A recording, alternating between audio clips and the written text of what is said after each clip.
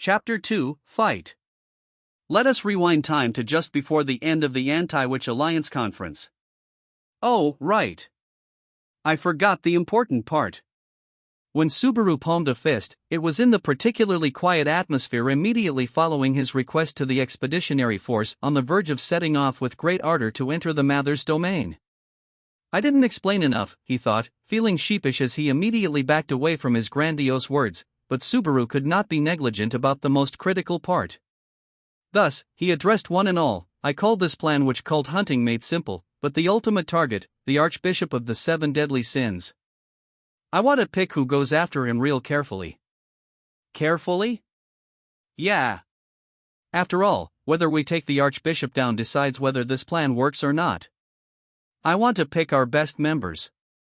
What I mean is Wilhelm and some Iron Fangs who are confident about their sneaking abilities. They have to be okay even if the Archbishop's staring straight at them. Subaru's condition furrowed the brows of everyone sitting in the circle around him. Their expressions shifted to bewilderment, anxiety, and unease. The men sitting beside one another differed somewhat individually, but their faces surely added up to a sum total of doubt. It was a natural reaction. Subaru, knowing he should explain further, scratched his face as he continued. You see. Just like I said, the plan itself is simple. I lure out the witch cult so we can hit them. That much is the same as with the white whale, but I think it's pretty hard to expect their reaction to be as simple as a demon beast's. Well, that figures. Sabawa's scent made the white whale lose track, but unlike a demon beast, the witch cult won't ogre quite that much, huh? Well, that's exactly how the white whale reacted to me. Anyway, ideally, we hit the Archbishop of the Seven Deadly Sins with a surprise attack and take him down the instant I lure him out. We have to absolutely make sure he dies instantly, so prioritizing that is another requirement. Subaru affirmed Ferris's explanation and tied the logic together. The surrounding reactions to his plan turned sour, with disgust visible on the faces of many. The sternest face of all was Ricardo's, bared fangs included. Wait. We can't do that. Can you leave us out of this one? We can't be sneakily murdering people after getting all fired up about a proper battle like this. No way. I didn't hear about this. That's why I'm explaining it now. Besides, I mean just for the Archbishop of the Seven Deadly Sins. The Imallure plan's other 10 parts depend on this. You'll have lots of places to make noise. Subaru tried all he could to convince Ricardo, the dividing line inside the circle. Not that we can underestimate the other witch cultists, but the Archbishop of the Seven Deadly Sins is a different story. I want to make extra sure we take him down. This time Julius interrupted his explanation to the jeering Ricardo. So prepare for all possibilities, is it? I commend that line of thinking, but what of your logic for selecting people? Of course, I have no objection to selecting Master Wilhelm. After glancing sidelong at Wilhelm, who sat with closed eyes, Julius touched his own slender knight sword as he looked at Subaru. I wish to hear the reason why I was not among your initial selections.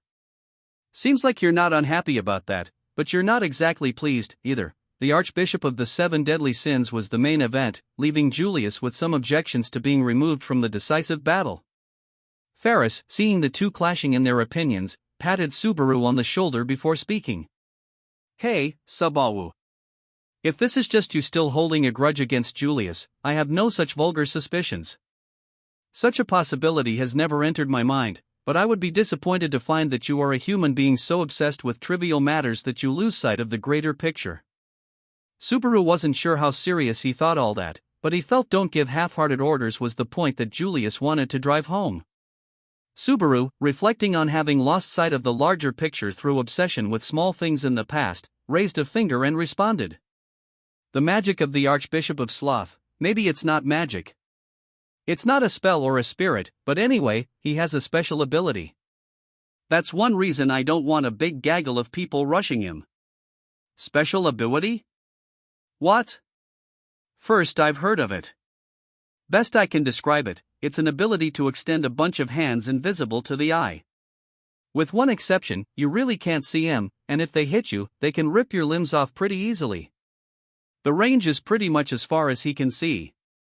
Wah!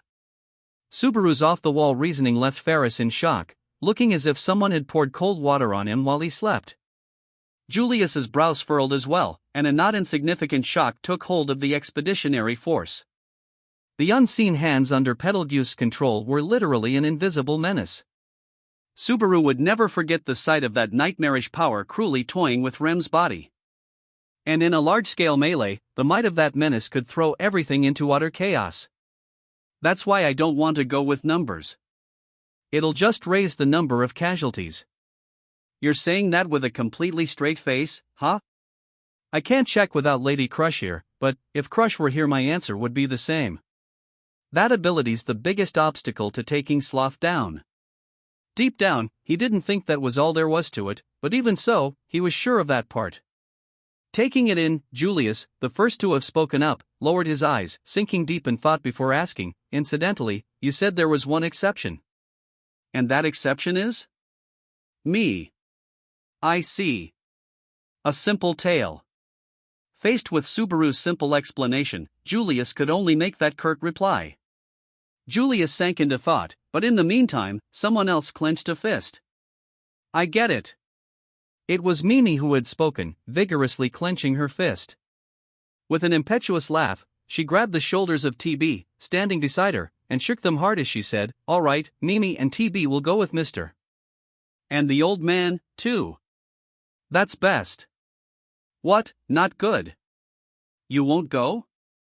Sis, you're being impulsive again. TB, accustomed to his older sister's lack of inhibition, made no move to refute her.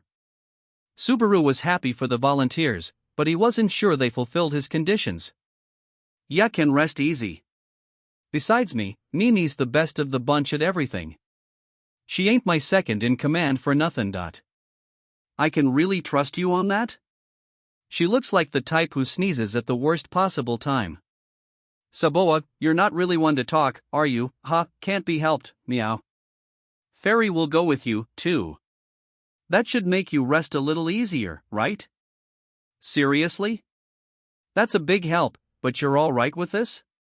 To be honest, we're crossing a dangerous bridge here.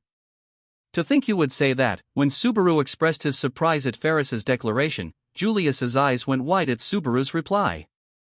Huh, went Subaru, turning his head at Julius's reaction, but Julius said nothing more. Julius let the matter of Subaru's intent lie, proceeding to turn Ferris's way. I shall leave Master Wilhelm, Mimi, TB, and him in your hands, my friend. Yes, yes. Lady Crush entrusted me with this from the beginning, so don't worry, it'll be fine. Even so, I must. Yes, yes. Then I'll stick a little concern for you in a corner of my heart, Julius. Ferris gave a strained smile. Julius's expression was the very image of seriousness as he drew himself up. The easygoing exchange demonstrated the trust between the two friends. Put bluntly, Subaru was a little jealous. Either way, the brainstorming seemed to have resulted in Julius agreeing, too. Don't feel like arguing anymore, said Subaru. Since you are the only one who can see the Archbishop's power, it cannot be helped. If the numbers are increased further, you cannot easily instruct others to evade, I take it? Glad you're quick on the uptake. As might be expected, people who fought were quick to understand tactics. Subaru could counter unseen hands by dodging the evil hands himself, but beyond that, the asset he brought was seeing the hands' movements and getting other people out of their way. And for purposes of the operation, the fewer people the better. The unseen hands' power was advantageous against numerous opponents, and that was another reason Subaru wanted to confront Betelgeuse with as few people as possible. So that's why I wanted to insist that Wilhelm come with me, but Julius, Ricardo, and others had ceased to object, so Subaru turned the conversation toward Wilhelm, who'd maintained his silence up to that point. When he cautiously checked on Wilhelm, who had neither approved nor disapproved, the man's eyes opened. The sword devil trained his clear blue eyes on Subaru, nodding without a single contrary word. You do not need to ask about my resolve. I am your sword, Sir Subaru. By your will, I shall cut down your foe. Please, employ me however you wish. Granted such highly refined trust, Subaru could only nod, swallowing his astonishment. When he looked back, he saw the siblings quarreling, Ferris's shoulders slumping, and behind them Julius, Ricardo, and the rest of the expeditionary force entrusting Subaru and company with this crucial matter. Accepting this, Subaru nodded strongly, this time without worry. Yeah, this fight, we're gonna win this. Did we get him? Subaru hastily covered his mouth with his hand after he unintentionally exclaimed out loud. They were at the center of the rock-strewn place in front of the sheer cliff. Wilhelm had just leaped forward, his blade biting into Betelgeuse's slender body at a sharp angle as he sliced it apart. The madman's body had been slashed from shoulder to hip. His posture swayed wildly from the deep, fatal wound. Even so, Betelgeuse's eyes remained wide open, glaring at Subaru until the bitter end. This cannot be, but Subaru would never learn what the madman had intended to say. A horizontal cut traced an arc, sweeping away blood as it parted the wind. That instant, Betelgeuse's severed head spewed blood like a water fountain as it was sent flying. The sight of a person being decapitated before his eyes left Subaru speechless. However, adamant denial seemed to drive the headless form forward, causing it to extend its withered, branch-like arms toward Subaru. Inelegant to the extreme fall, like a man.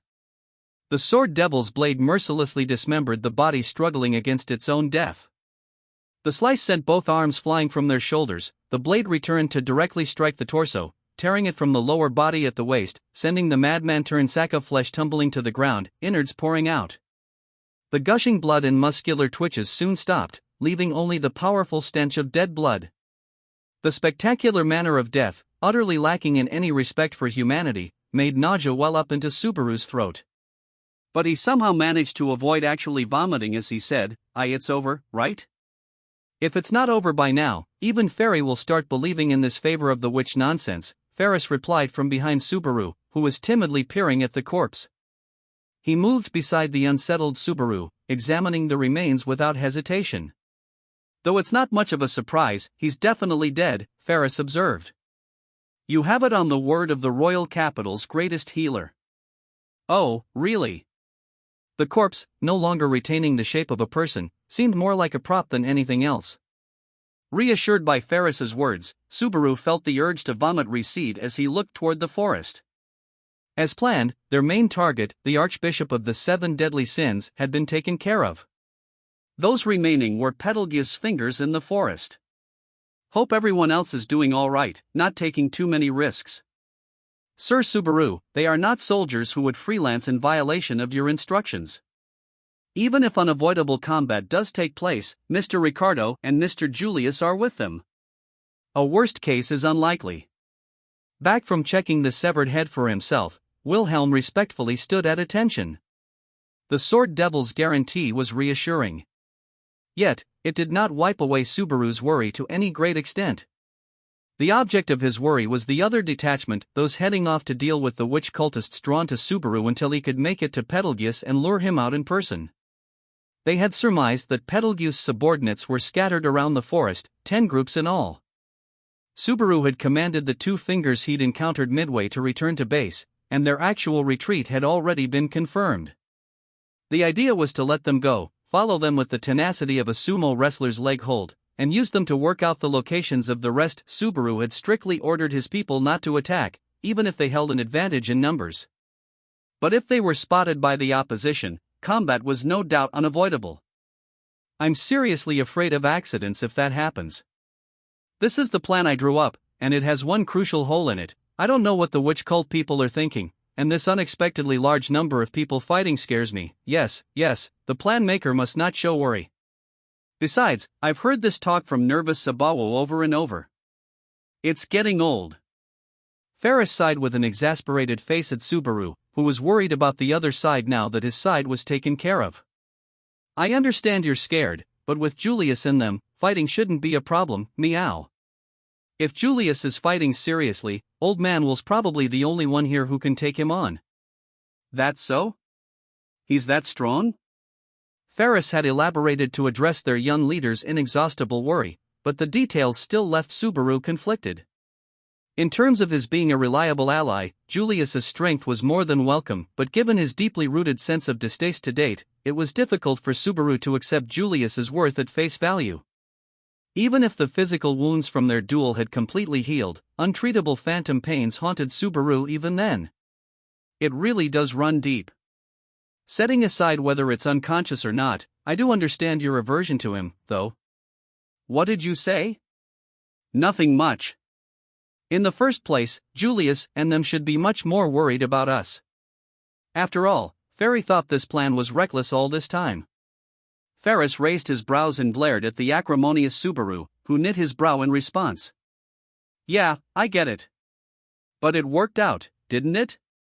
Subaru said as he glanced at the rocky place that had become their battleground. Looking at the results only. When the Archbishop of the Seven Deadly Sins suspected you, you were nearly done for, weren't you? It was definitely by the skin of your teeth. Ferry hates people in a hurry to die before his eyes. I'm not in a hurry to die at all. Well, not that it sounds very convincing right now. The sternness of Ferris's gaze told Subaru that apologizing further would be meaningless. It had actually been Ferris obsessing over the operation's little details right up until the end. Ferris hadn't objected to the broad outline of the operation itself, Subaru fishing for Betelgeuse, luring him out as a decoy, but he was abnormally fixated on hammering out the specifics to raise their degree of safety. In point of fact, Subaru couldn't deny the low reliability of the plan, given that it greatly hinged on Subaru himself. Everything about luring out the witch cultists, locating Betelgeuse, the main target, slowing him down, gathering intel, was on Subaru's shoulders alone. If even a single thing happened contrary to Subaru's expectations, he would perish. Ferris really hated that. In the end, no useful counterproposal emerged, so he hadn't stopped Subaru from carrying out the plan, but to Subaru, you know how only going by results leaves a bad taste in my mouth, and still you. Ferris's resentful words triggered a memory of other words that had come out of the healer's mouth, spoken close to a half-day before at the height of the battle with the white whale. Ferris had spoken of accepting his role in battle. Just like Subaru, Ferris was decisively unsuited to the field of battle. On top of that, belonging to the Knights meant that, compared to Subaru, he had many more opportunities to feel utterly powerless. The last words he'd thrown out had an echo of loneliness, as if he'd been betrayed by someone who shared his powerlessness. I'm a little surprised, though. I thought you hated me and all. Don't be absurd. I don't choose who I heal based on whether I like them or not. I wanted you to deny hating me, you know. Even if your worth was understood, how you accepted it depended on whether you acknowledged it yourself. When Subaru unwittingly gave a pained smile, Ferris had a sullen face when he touched his only weapon, the dagger on his hip. Whether I like or hate someone has no relation to whether it's worth keeping them alive. It's because, that's what Ferry's power is, that others recognize that power. Ferris? Besides, a lot of people died in the battle with the white whale. When someone squished flat, or erased by the mists, even Ferry, even I can't heal that. The usual composure in his voice absent, Ferris touched the relief carved into his dagger with a finger. This was the family crest of the Lion Rampant, the same crest on the treasured sword his master, Crush, had carried. The touch of Ferris's fingertip seemed to put courage, and more than that, resolve on his face as he glared at Subaru. Don't get conceited and think you're the only one who doesn't want people to die in this fight. I'm trying to keep that in mind, too. He was trying to, but in truth, trying might have been the extent of it. With Ferris's gaze straight on him, Subaru could accept that he wasn't the only one, but he couldn't change his ways. No matter how much Ferris might object, he'd carry out the plan without deviating. If it was Subaru's own life on the line, he'd probably always bet that chip first. We've finished checking the cave. The people inside were completely crushed by falling rock. I feel kind of bad for them. Oh yeah, it was perfect. Perfecto mundo. They all went boom. Just when the conversation was at a pause, the Beast Person's siblings returned from checking on the buried cave. Greeting the pair, Subaru walked over to Betelgeuse remains. Uncertain elements had been swept away, and the danger had been completely eliminated. Subaru was no longer feeling tense, and his stiff cheeks had finally slackened. Wiping them all out in an unexpected outside attack, to be honest, it was pretty unsportsmanlike, but don't think badly of me. After all, you're way worse than I am. With his opponent already a corpse, all he could do was make a hollow declaration of victory. That the victory had been earned with a surprise attack, practically an assassination, made it baser and hollower still. Even so, Subaru couldn't help but say it, because now it felt real inside him. Betelgeuse had been struck down, the result Subaru had redone the world several times over to achieve. Wilhelm, thank you very much. Also, sorry for making you push yourself. Push myself, you say? Cutting him down with a surprise attack from the rear, it's the worst, right? Wilhelm's face became slightly clouded. He was complicit in no mere surprise raid, but a sneak attack. A knight would surely have that on his mind. But Wilhelm's expression immediately broke into a strong smile. I abandoned chivalry long ago. It is nothing you need concern yourself with, Sir Subaru. But I'm the one who made you tag along and help with a surprise attack, so it was a fact that the opponent was a heretic against whom honest, forthright measures were useless. Even so, asking others to cooperate in a cowardly scheme like this didn't sit well with him at all. Well, Fairy didn't mind at all, meow. Julius might have hated it, but I think he's shrewd enough to accept it. That's why I didn't want to tell him to do it. Well, I could sort of predict how you'd react, though. Isn't it better to be a little cowardly and have your friends live than to stick to chivalry and have them die, meow? Sabawo, whether you or Julius is right is just a matter of your point of view. Having Ferris intervene was a big help. Wilhelm said nothing, whereas Mimi tilted her head as if she was wondering, is there a problem with that? She was a mercenary through and through.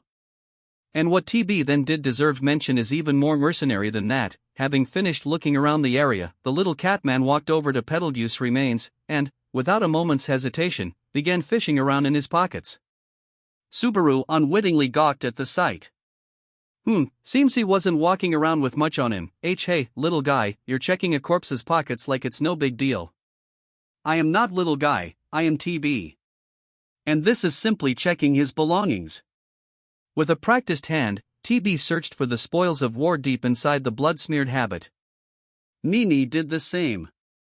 In contrast to their cuddly appearances, the mercenary siblings really did things their own way. The inside of the habit was surprisingly deep, making TB's hand unexpectedly busy getting everything out. That said, the contents taken out were all mundane articles. Field rations, Lagmite ore. He has a money pouch, too.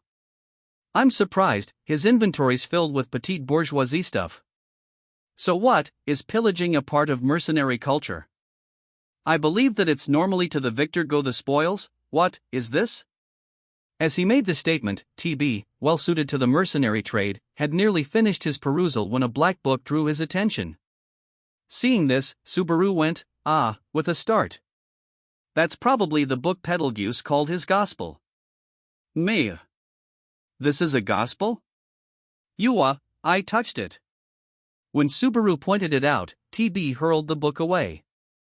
He looked very much like a kitten as he bounced nervously, drawing a strained smile from Subaru as he picked up the book. I know the owner was icky, but you shouldn't mistreat a book. Not even a weird one like this.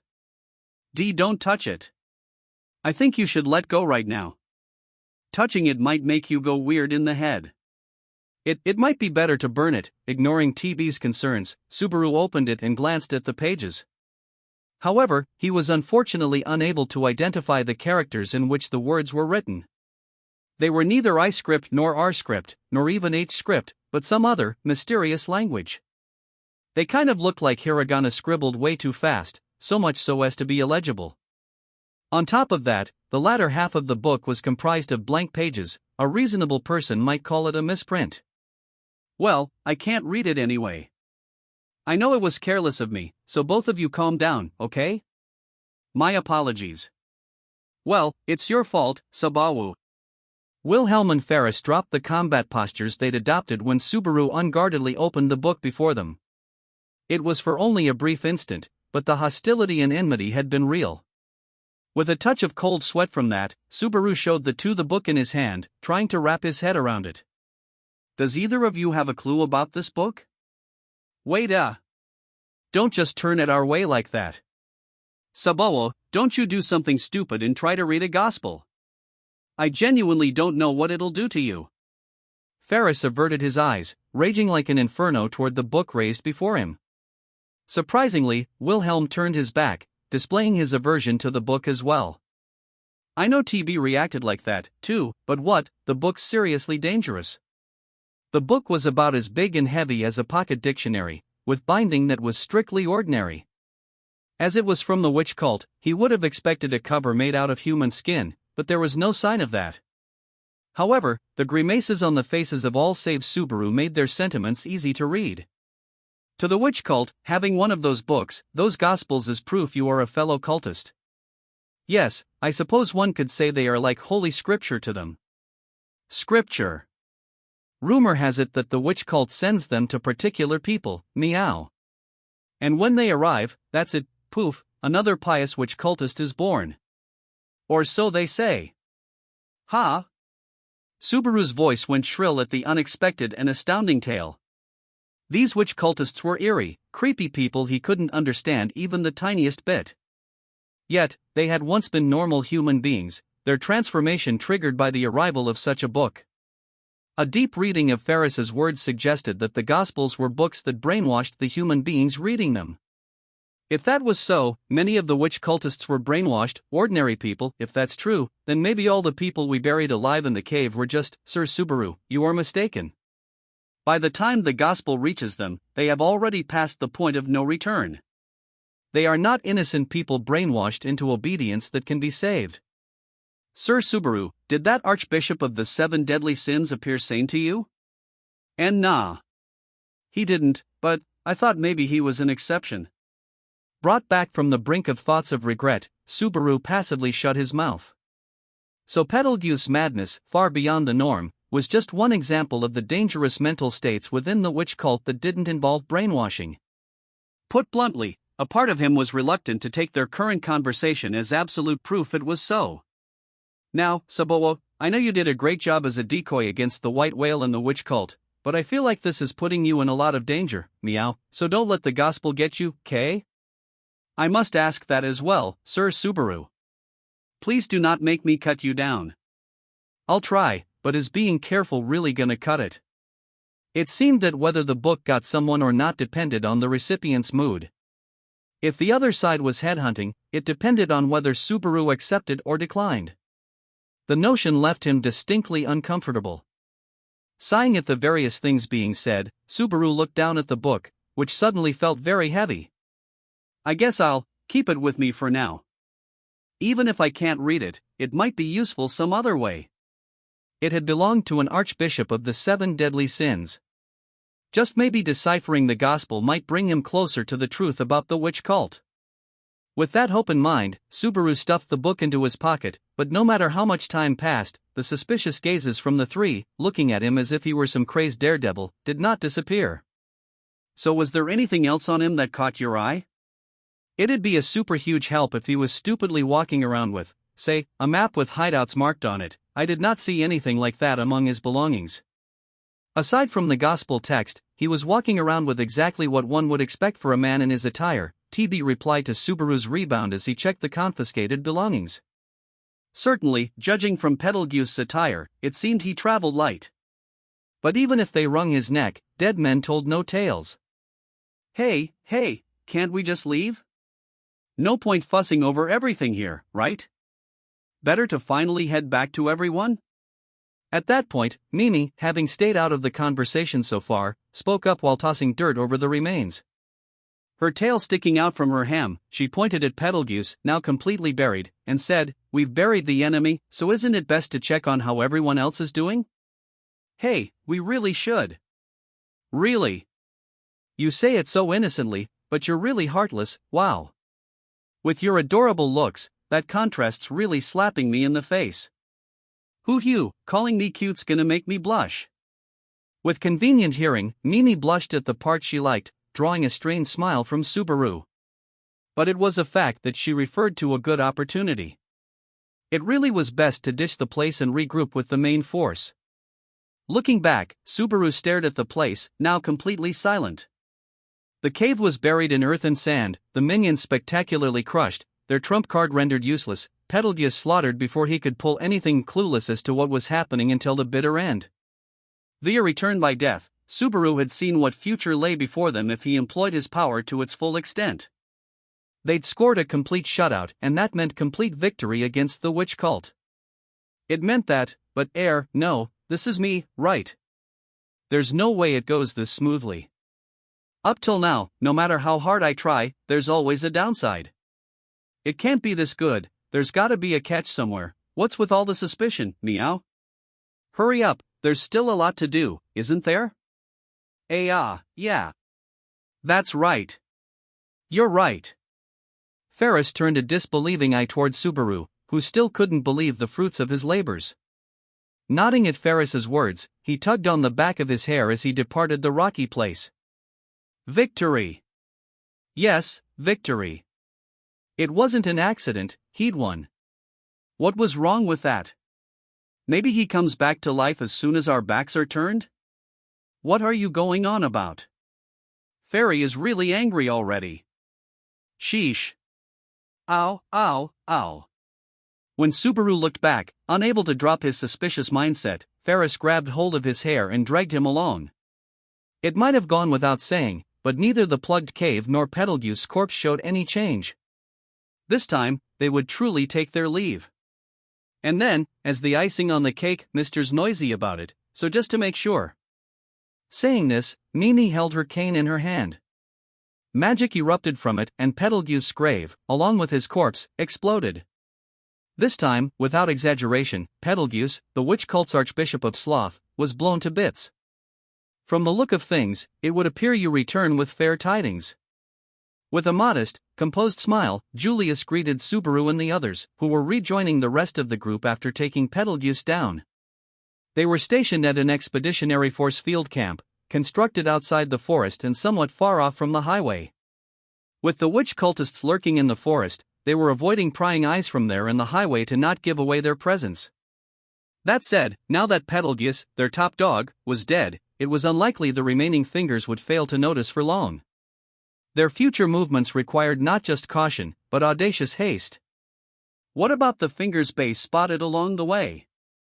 One detachment is still keeping it under watch. They will surely contact us if anything occurs. But the other detachment made an opportune contact and engaged the witch cultists in combat. Serious? So what happened then? Did we lose anyone? Having thought this a routine report, Subaru was stricken with nervousness when he heard it had come to a fight. However, when Subaru pressed closer, Julius gave a strained smile. Hand-combing his slightly disheveled forelocks, he gave his cavalry saber a slight tilt with his hand. You may rest easy. Several among the witch cultists were formidable, but all were dispatched without difficulty. The base in question was mopped up, so there should be 9 fingers left. There's no wounded? Also, none of the enemies got away? Rest easy. We have thoroughly addressed all of your concerns. Julius was too classy to conceal his own failures. Hearing there had been neither casualties nor failures, Subaru sighed a breath of relief. Julius gave a slightly pained smile at his reaction as he said, "And you were not followed?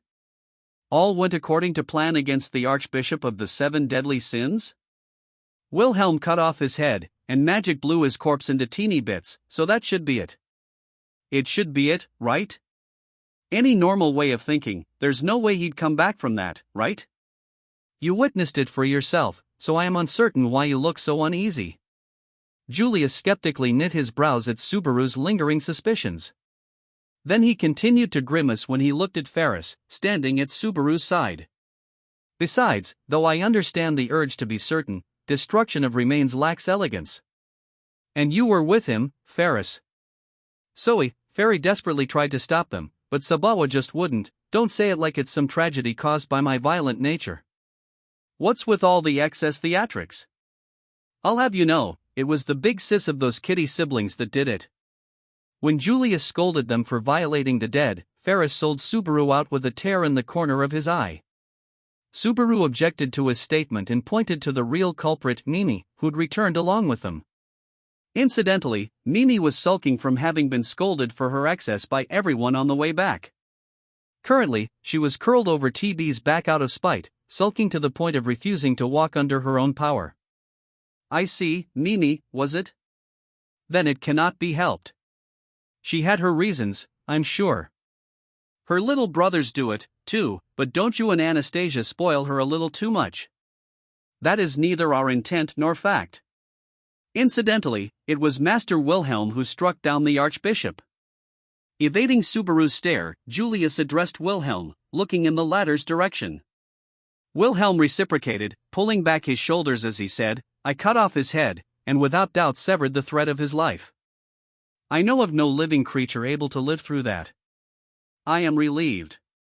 If Master Wilhelm speaks such a thing, there can be no mistake, so this time we have greatly impeded the future activities of the witch cult led by Sloth.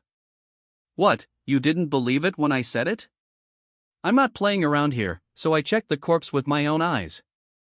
2 or 3 times at that. I would like you to take my not checking with Ferris as a sign of my sincerity toward you. Sincerity is based on the word sincere. You knew that, right? A vein bulged on Subaru's forehead as he rebuffed the unapologetic Julius. But Julius did not reply to Subaru as he raised an expectant hand toward the other knights and mercenaries. At his signal, conversing voices died out, and with all eyes on Julius, he motioned to Subaru. They, too, await your report. It should come from your own mouth. Am I wrong? You're not wrong, but it annoys me to have you set the stage. Petty stubbornness, meow. Ferris sent an exasperated expression toward Subaru and Julius, arguing regardless of the situation. Boys really can be so stupid. And Sabawa, especially stupid. Seen from the outside, a man's pride might often be seen as trivial. Does this ring any bells with you, Ferris? Who knows? There might have been someone stubborn like that once upon a time. Somehow, Ferris's reply to Wilhelm's words sounded awkward. Turning his face away, seemingly to avoid the aged swordsman's gaze, Ferris made a heavy sigh. With that exchange taking place off behind Subaru, he reported the good news to everyone focused on him. So things went pretty much as expected. We took down the Archbishop of the 7 deadly sins.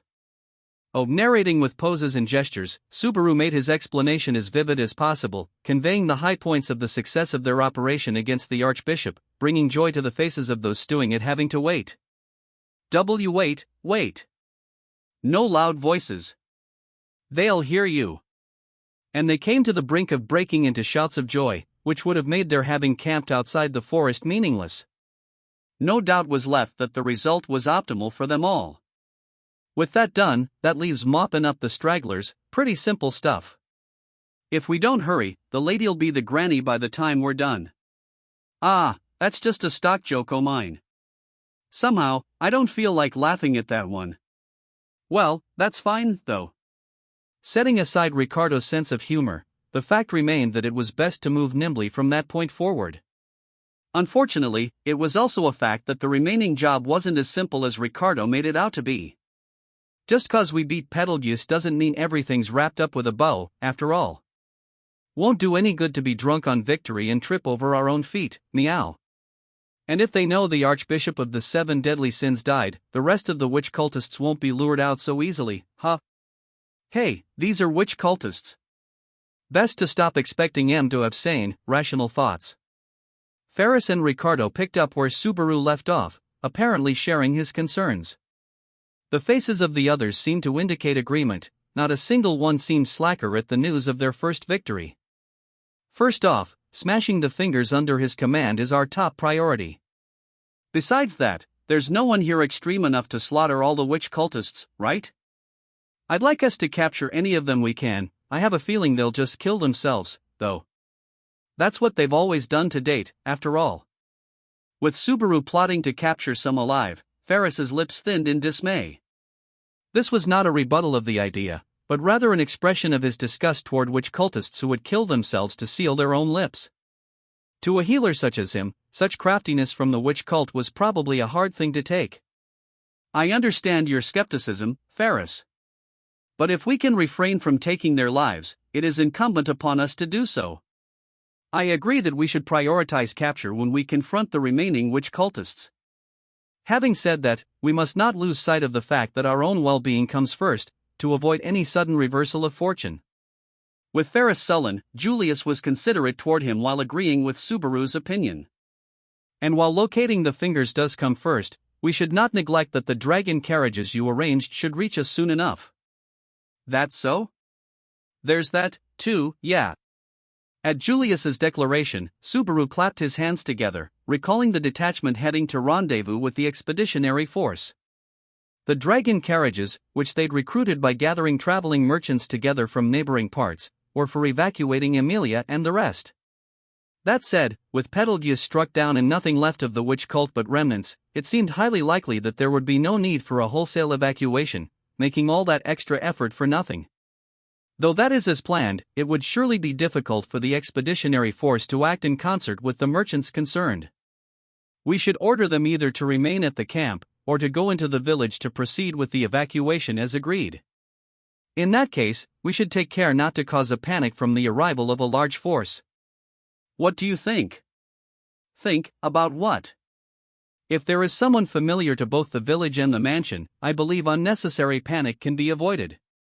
Having blithely followed Julius's lead, Subaru now bit his lips, holding his emotions back. The implicit message was exceedingly simple: now Subaru could return to the mansion in the name of a just cause. Considering that someone had to explain everything, sending Subaru to the mansion as an envoy made even more sense. But don't make me mix public and private business. I still have things to do out here. Surely you two are in high spirits. None here would call it mixing the public and private. I volunteered to be bait against the witch cult, and I'm still the best guy for the job. Besides, I don't deserve to go back to the mansion yet. Shaking his head at Julius's suggestion, Subaru looked toward the forest and the mansion that lay beyond. The proposal was Julius being considerate in his own way. Even Subaru wasn't suspicious enough to view it as an act of malice. But neither was Subaru dishonest about believing he couldn't show his face there yet. You still think so, after all this? Subaru's moment of reflection made Ferris's eyes go round as he spoke with a look of disbelief. Ferris spoke the words because he knew all that Subaru had done to that point. He'd formed an alliance with Crush and her people and cooperated in subjugating the White Whale and crushing the Archbishop of Sloth. Lined up in a row, these successes were more than enough to earn words of admiration.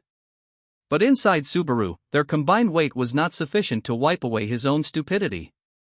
No matter what you do, you can't change the past. When you make a mistake, you have to clean it up. That's what Anastasia said to me before. It's harsh, but I think that way, too. Over in the mountain of things I've piled up to date is a big blob of stupidity. That's why I can't let myself stop halfway. In reality, those words had been spoken to him the last time around.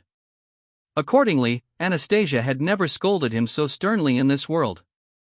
But it was not so inside Subaru. Even if no one else remembered, Subaru would not forget, nor was it something he ought to. So I finally can go back when the problem, taking care of all of the witch cult in the forest, is done. If that is what you say, it shall be so. To begin with, it is a fact that having you is an advantage. When Subaru declined to return to the mansion, Julius honored his choice. Almost all those around Subaru displayed an understanding for his assertion. Ferris, the only one with a dissatisfied look to the bitter end, said, "I'm a little worried you're that hung up about it. I really can't understand why you'd invent so many reasons not to meet the person you really like. You can just quit if you want to, meow, don't harp on people like that. And it's not that I don't want to. You understand, right? I do not. Fairies never had a breakup with Lady Crush like that, meow. Don't blame me if you have regrets for not meeting her when you had the chance. Don't harp, geez." Perhaps Ferris's anger was that of a healer who'd experienced so much human life and death. His words carried great weight indeed. Sir Subaru, there is no need to be overly concerned. When people are young, they are emotional, and their feelings lead them astray. However, these things are not irreparable. Moo, old man Will, you spoil Sabalo too much. If I must say so, you are somewhat excessively strict with Sir Subaru, though I do appreciate the reason why. Don't go talking like you understand it. Wilhelm's words made Ferris fall silent with a guilty look. The conversation between the longtime acquaintances conveyed sentiments that only they could understand, flying well over Subaru's head. Though he didn't know the details, Subaru gave Wilhelm a light wave and said, "Thanks for the follow-up. I feel a little better about it now. It's not like it didn't bother me at all. At least you seem more at ease." After all, if all it took to solve misunderstandings between men and women were one piece of advice from an old man, far fewer human beings would need worry about such things. "Wilhelm, you felt bad when you argued with your wife, too, huh?" The way Wilhelm seemed to speak from personal experience made Subaru inquire with renewed interest. When he did so, Wilhelm closed his eyes, seemingly reminiscing about days long past. "Of course. In my case, my wife was physically invincible when brought to anger. She pounded me into the floor quite a few times. Sword saints don't do half measures, geez. Afterward, I forced my arms around her, holding her close until her anger abated. That's like an Easter egg for married life?" Somehow, Wilhelm's face looked brighter as he related the tale from life with his beloved. The sword devil had plainly come to terms with events in his own past. Subaru, seized by envy, slapped his own cheeks. Awkward as it was, Wilhelm was being considerate to him. He'd be ashamed to call himself a man if he didn't respond to those sentiments. "I think this is still you thinking too much, Subaru. It's not like I made him just spill stuff out about his wife like that, right?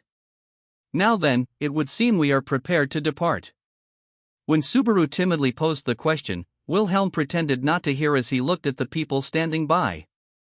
Just as the sword devil had said, everyone was fully prepared for the next sortie. That Wilhelm's expression was, in a good sense, without tension was the result of the consideration they all showed for him. In a rather banal sense, the large number of adults had bailed Subaru out. "Man, I sure come off as young and foolish, don't I?" It was doubtless small of him to worry about looking that way in the eyes of adults. Even so, it wasn't in Subaru Natsuki not to dwell on it. "Well, anyway, that's how it is, so, everyone, please and thank you for your cooperation so I can reunite with Emiliatan on good terms. It is mildly deflating to think of that as our objective." Subaru spoke flippantly to gloss over his blush, and Julius responded in kind. Instantly, the faces of all those lined up broke into broad smiles, and that served as their opportunity to head off. To annihilate what was left of the witch cult and claim victory with all members safe. In that moment, Subaru believed without a doubt that they could pull it off. In the immediate aftermath, the witch cult hunting proceeded without a hitch. Naturally, when the expeditionary force redeployed, their first stop was where the fingers had already been located. Watched by lookouts from the expeditionary force, the fingers they'd encountered just before taking down Betelgeuse were in a field camp within a grove of trees, a frontline base with excellent sight lines in every direction. But, hey it's me.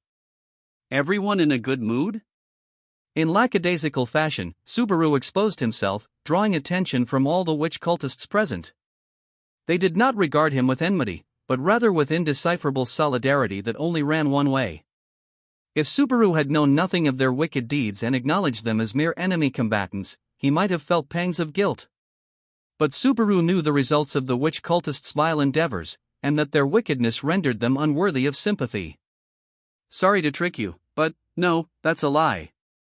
I'm not sorry at all." Pricked by their upturned eyes, Subaru tossed such words to the witch cultists standing in place. They mulled the declaration over, but it was already too late for them to realize that Subaru was hostile. A number of silver flashes crossed the battlefield, and the witch cultists, reacting too late, tumbled one after another. "This was more effective than What the heck? That's the witch cult, and look at em. Hey, bro, this might turn into one hell of a big achievement for ya." The conquest of the camp was finished in a matter of seconds. Julius's eyes went wide at the witch cultists, cut down with little resistance, while Ricardo, carrying his great hatchet, grinned in high spirits. By rights, a camp built in a grove like that was to be abandoned at the first sign of an attack. The terrain, open on all sides, made it easy to scatter and escape. Worst case, some might slip through and reach other camps, alerting them to the enemy's presence. Such measures had ended before they had a chance to begin. It was all the result of being taken in by Subaru Natsuki, cult killer. Having said that, even I didn't think it'd work this well. The overwhelming results scared Subaru himself more than anyone. It was a perfect victory. The expeditionary force had suffered no casualties, and none of the enemies had been allowed to escape. If anyone there had doubted Subaru was the driving force behind their success, they doubted no longer. However, sowing confusion immediately after contact with the enemy was the limit of what Subaru could do. If he had to put what that meant into words, darn it. This one's done for. And this one. What's with these people? It was Ferris, his tail standing on end, letting up an angry shout as he bound the witch cultists. Several black-robed figures rested tumbled at his feet, never to move again. They took their own lives? Slipping past the indignant Ferris, Wilhelm stripped the hood from one of the fallen figures in black, revealing the face of an ordinary-looking and very dead middle-aged man. Blood had flowed from his eyes, nose, and ears as he expired. If anything stood out, it was his neutral, expressionless look in death. The tongue is intact. No sign of using a blade on himself. They probably all have magic crystals embedded in their bodies, the sort that kill you by sending poison through your system when activated. Antitoxins won't work if the magical elements aren't deciphered prior to death, so they took the time to plant different rituals for each one. The sophistication disgusts me. Ferris, mortified, vented as he checked the abdomen of the man-turned corpse and found a faintly colored magic crystal. 7 witch cultists had killed themselves, but Subaru had no doubt that all 10 of the cultists at the camp had such crystals embedded in them. Maybe it's not just them, and these things are stuck in all of the other fingers, too. So they killed themselves with poison. Even Ferris can't stop. Unforgivable. This is blasphemy against life. What do they think life is?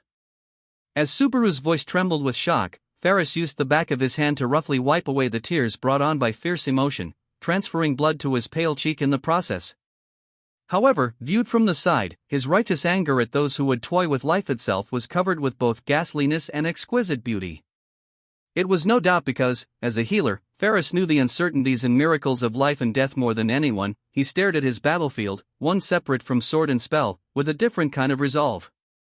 Standing astride that righteous fury, Subaru couldn't take his eyes off the witch cultist corpses lined up in a row. Anyone could see that Subaru lacked the composure to look at them and say, "Here are the fruits of my labors, victory," without losing a single drop of blood. With the hooded robes stripped from the lined-up witch cultist corpses, their faces, hidden in life, were exposed. But the faces that emerged were all those of ordinary men and women. It was hard to believe they'd idolized the witch cultist way of life. "Sir Subaru, it may be best not to pay them so much heed." Wilhelm stood in the way of Subaru's gaze, shaking his head. "You are not accustomed to this, and there is no need to force yourself to be. If you feel responsibility or guilt, these two are unnecessary." "You mean because of the kind of enemy we're facing?" "That is correct." The firm, unhesitant reply to Subaru was Wilhelm's idea of consideration. Subaru tried to give a pained smile at the harsh show of concern, but he failed. He could only sigh at himself. "It's not that I sympathize with them, or that I'm beating myself up with guilt. Even I get why I can't be doing either of those things." Subaru had no right to lament the witch cultists' deaths. He wouldn't even if he did, but it was he who had asked the expeditionary force to annihilate them. Even Subaru wasn't that stupid. But looking at their corpses, Subaru was uncomfortable with the thought that he'd become accustomed to death. "Not that I'll ever be used to my own death." Subaru had already experienced over 10 deaths, but he wasn't used to death at all. The sense of loss from his death was always raw, and his fear of it would likely never diminish. In spite of this, Subaru's heart was becoming numb to the deaths of others, and this fact frightened him. "Seeing their corpses line up like that makes them look like dolls to me. That scared me." Certainly, they might resemble dolls, doing whatever they are told. However, Subaru had not accurately conveyed his sentiment to Wilhelm. This time, Subaru managed a strained smile at the sword devils, agreeing with that part. As was exceedingly natural, their view of life's worth differed. Subaru, seized by modern Japanese notions of life and death, accepted death differently from Wilhelm, a man who'd seen countless lives ended on the field of battle. Accordingly, the chasm between their perspectives could not be filled. But Subaru didn't think it needed to be. These witch cultists, when Wilhelm knit his brows at Subaru's strained smile, Subaru continued without switching topics.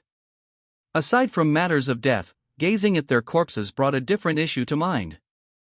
I wonder why they wanted to do all this stuff. The witch is this weird being hated the world over, so why do they adore her so much? His murmur deepened the creases of Wilhelm's brow. Stern looks came over the faces of people around them who'd managed to overhear their conversation. But it was a young boy who broke the silence. Perhaps they yearn for destruction? It was TB who spoke, his own cane in hand. He did not raise his kitty face, giving his monocle a slight nudge as he said, "The witch cult is infamous the world over, but as you can see, there is no shortage of new converts. Though, I believe such thoughts to be a luxury." Luxury? I believe it is a choice to make time for such thoughts when we could be taking action to destroy them. It is not as if they deserve such thoughts. Keeping his head bowed till the last, TB fell into silence. The sight of his adorable kitten face rejected further pursuit of the matter. Perhaps he was reminiscing about painful memories from his past. What? Mr. Something happened? Though, the fact that Mimi, who ought to have shared his circumstances, did not react to her younger brother's words meant that even she couldn't guess what he meant. But TB had a point. Despair at everything and yearning for destruction, huh? I can't say there's no part of me that understands, but surely anyone pressed by despairing circumstances would have a yearning for destruction, a desire to lash out and wreck anything and everything around them. That inclination was especially strong in Subaru, so he could understand that part. You don't need to understand people like them one tiny bit. Don't make me say it over and over. Listening to Subaru's comment, Ferris turned stern eyes toward him. Having finished examining the witch cultist corpses, he glared at Subaru with a look full of exhaustion and anger. You can't give witch cultists the benefit of even a single hair of your fur, or else you'll be sucked into the darkness, too. You're particularly vulnerable, Sabawo, so be careful. I get it already, you don't need to keep pounding it into me. So enough with the suspicious gazes, please. It just bothered me a little. Responding to Ferris's sharp glare, Subaru raised both hands, excusing himself as he looked at the corpses once more. Now that the witch cultists' faces were exposed, they seemed to truly be male and female, young and old alike. He couldn't even guess at what had spurred them to join the witch cult. Considering the creepiness of that fact, dismissing them as incomprehensible monsters might be the wisest choice. It was just that Subaru, the trigger for their deaths, felt that dismissing them as incomprehensible monsters was running from it, somehow. Sabawa? Nothing. Did any of the witch cultists have useful info on them? Nothing whatsoever. They were walking around with nothing but weapons on them, not even a gospel, like they never intended to return home alive from the start. So stupid. They'd reaped neither info nor a sense of success. From the smoldering anger and hostility in Ferris's comment, it had really gotten under his skin. So Subaru would let him handle raging toward them for the time being. Well, I'd better stay calm. Time to get moving and hit a different camp, I guess. Subaru did a few squats on the spot, switching mental gears to carrying out decoy duty on a larger scale. Unlike dealing with Pedalgis and the Finger at set camps, luring out the witch cultists lurking in the forest would be witch cult hunting's main event. Subaru began forging ahead into the forest, searching for a new fishing spot. You just watch, you miscalculating bastard. Don't underestimate the power of my posse. Real roundabout way of talkin'. I can't tell if you're worked up for this or not. Hearing the declaration, a fervent appeal to the power of others, left Ricardo beside himself as he grinned. But despite Subaru's faint-hearted statement, their advance continued apace. Subaru, the traveling merchants you arranged have rendezvoused with the outer camp. Julius reported in just after the expeditionary force had annihilated the fourth Finger. After the camp in the grove, they destroyed 2 more camps, one on a riverbank, one in a marsh, and had determined 2 things about the witch cult. The groups called Fingers were organized 10 to each camp, and without an archbishop of the 7 deadly sins, the groups were more fragile than they'd ever expected. This time, witch cultists plotting to assault the mansion and the village had very little ability to respond to unforeseen circumstances. With the scent of the witch wafting around him, they pretty much did whatever Subaru told them from first sight. The effectiveness of Subaru's decoy operation wasn't a one-shot wonder but, rather, a recurring theme. Oh! They really came! Secretly elated as he was that things were going so smoothly, Subaru's voice leaped at the report. He was the one who had arranged for the dragon carriages, but he didn't actually know how many had taken up the offer. Hearing that they had actually assembled eased his feelings of concern. Seems like getting them all together might prove wasted effort though. But the fact that they got here safely means that the plains are completely open, then? There seems to be no mistake about that. The enemy has not realized the mist ended in failure. Accordingly, just as we imagined, they have left the highway unguarded, surely thinking it sealed. Guess he really didn't have any reason to lie to me. Betelgeuse is the last guy I wanted to take at face value, but that's good news. The madman had spoken true. Now that this was clear, he wasn't sure what to say. Either way, Subaru wanted to meet the traveling merchants who had assembled at his behest. He needed to speak to them about the unique situation they'd become involved in, too.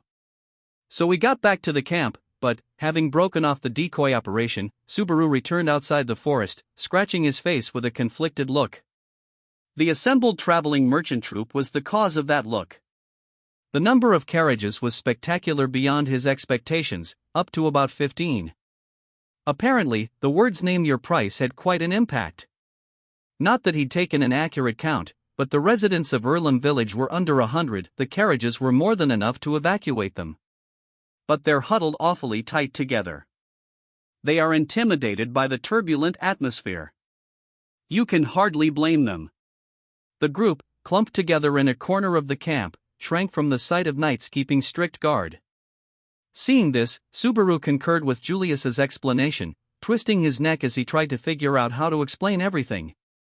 He was grateful that they'd come together. But whether their mercantile souls were in it was another matter. If this is how they are about friendlies, won't they head for the hills if they know this involves the witch cult? Each individual has his own net amount of courage. But you are likely right to be concerned. When Julius agreed with Subaru's concerns, the pair's shoulders sank together. By rights, this was where Subaru would clear up the situation, asking them for their cooperation. But looking at them now, he couldn't tell how many had the courage not to flinch from involvement with the witch cult. Well, having them run off is bad. We'd lose the hauling capacity, but more importantly, I don't want the leftovers to get wind that something's up. It was callous, but they were already involved in a callous situation. If ignorance helped them get cooperation on happier terms, it was doubtless better for both sides. You don't like what I'm thinking, do you? I would not call it elegant. But I am not foolish enough to dwell on that in an emergency. Everything has a time and a place. And in this case, I believe the conditions of time and place have been fulfilled. Roundabout, but that's a yes, huh? Accepting Julius's roundabout consent, Subaru met the eyes of the other expeditionary force members to see what they thought of the matter. Fortunately, Wilhelm and Ferris did not raise opinions to the contrary, thus, the proposal to explain the circumstances while glossing over the important parts passed by consensus. To begin with, it's possible I have to lie to the villagers to get them evacuated, too, so maybe I should just think of this as a rehearsal. Concealing the involvement of the witch cult was a necessary measure to avoid needless panic. Subaru told himself that for his own benefit as he stepped in the direction of the nervous merchants. Thank you very much for coming all this way. Since I'm the one who sent for you, I'll explain the circumstances. You did? Seeing Subaru step forward as a representative, the traveling merchants looked at one another with surprised faces. Their reaction brought a pained smile over Subaru as he recalled the leading lights in the expeditionary force. With the aged Wilhelm and the chivalrous Julius present, no one had expected Subaru to represent them. Accepting that as the natural reaction, Subaru switched mental gears. When he did so, he realized that the lineup of traveling merchants contained familiar faces, particularly one smack in the middle of them. You're right, I don't remember your name, but you introduced me to Otto the first time. And a bunch of others were helping out when I ran into the white whale for the first time. First time? White whale. What are you talking about? Sorry, just talking to myself. So about what's gonna happen from here on out, his deeply moved words threw the man off, but Subaru papered it over with a smile. Incidentally, he searched to see if Otto was among the traveling merchants, but apparently, he was not. Apparently, the connection between his fate and that of the young man hauling a large amount of oil had been severed. Subaru felt ever so slightly disappointed. Either way, this is an important business discussion for all of you, right? Anyway, the offer was name your price for what you're hauling, so I assume you agreed with those terms? Why yes, you aren't mistaken. And those terms, your side spoke the truth? Of course. But the terms were to borrow everyone's dragon carriages. I'm sure you've already been told this, but I want your cooperation in evacuating the nearby villagers during the mountain hunt. Mountain hunt. Skeptical voices arose, and the traveling merchants all cocked their heads at the discordant ring of the words. It was true that, at present, they were engaged in a mountain hunt to wipe out the witch cult. But he couldn't just come out and tell them that, fueling the flames of their cowardice. So this was Plan B. Demon beasts called Yarugaram have built a nest in this forest. As you can see, we've put together a pretty large expeditionary force. I want you to help us get the villagers to safety during the mountain hunt. A brazen, shameless exaggeration of the situation, some 2 months out of date. You put together a rather lifelike tale. Perhaps you have talent as a fantasist or a writer? That's not a compliment, is it? That was how Julius assessed Subaru, who had eloquently persuaded Team Merchant and secured its cooperation. The details seemed to be resulting in a fight, causing a vein to bulge on Subaru's forehead. Cut it out, Subaru. This is just Julius being his normal self. Besides, to be honest, Fairy thinks it was a well-done story, too. Geez, both of you. In the first place, I didn't have to make up very much. It's a real story from 2 months ago. When Subaru received Ferris's sad assessment, perhaps an attempt to smooth things over, and perhaps not, he let the comment slip with a look of resignation.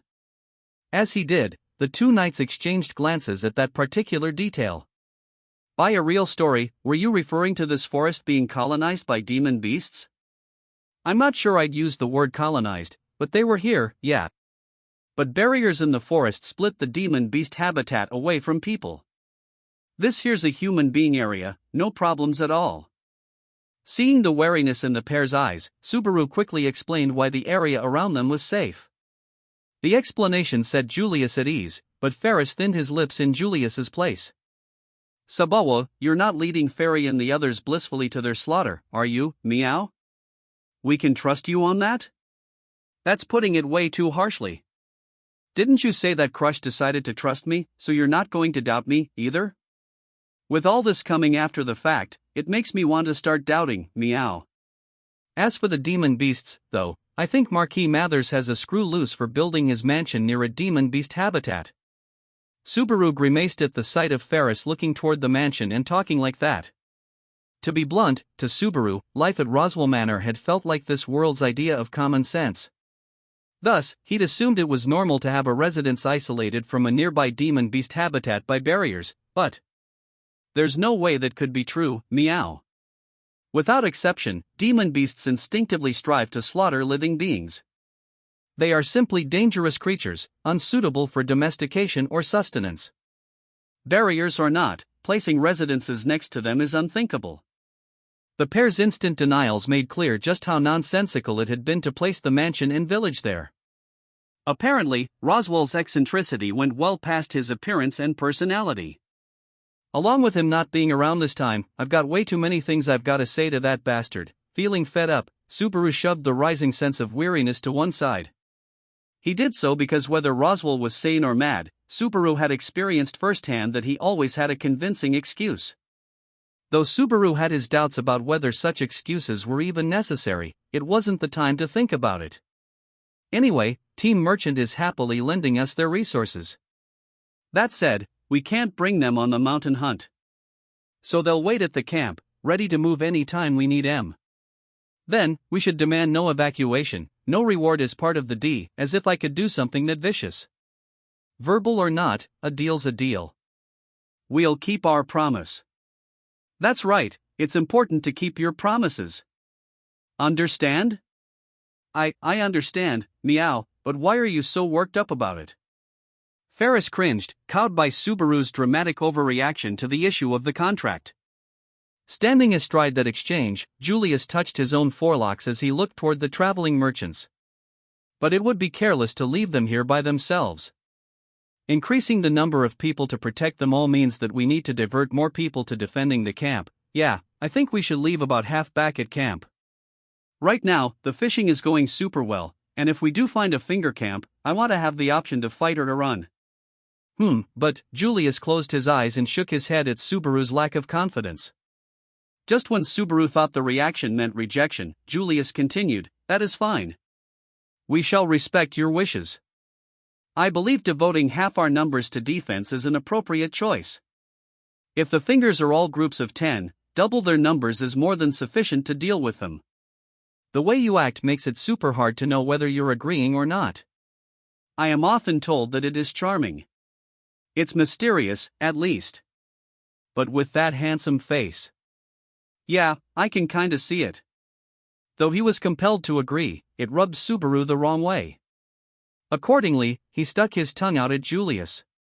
"The iron fangs are cut out for mountain hunting, so we'll have the knights defend the place." It wasn't exactly a pronouncement from above, but Subaru's declaration reorganized the expeditionary force in short order. As directed, 20 knights remained at the camp to protect the 15 dragon carriages.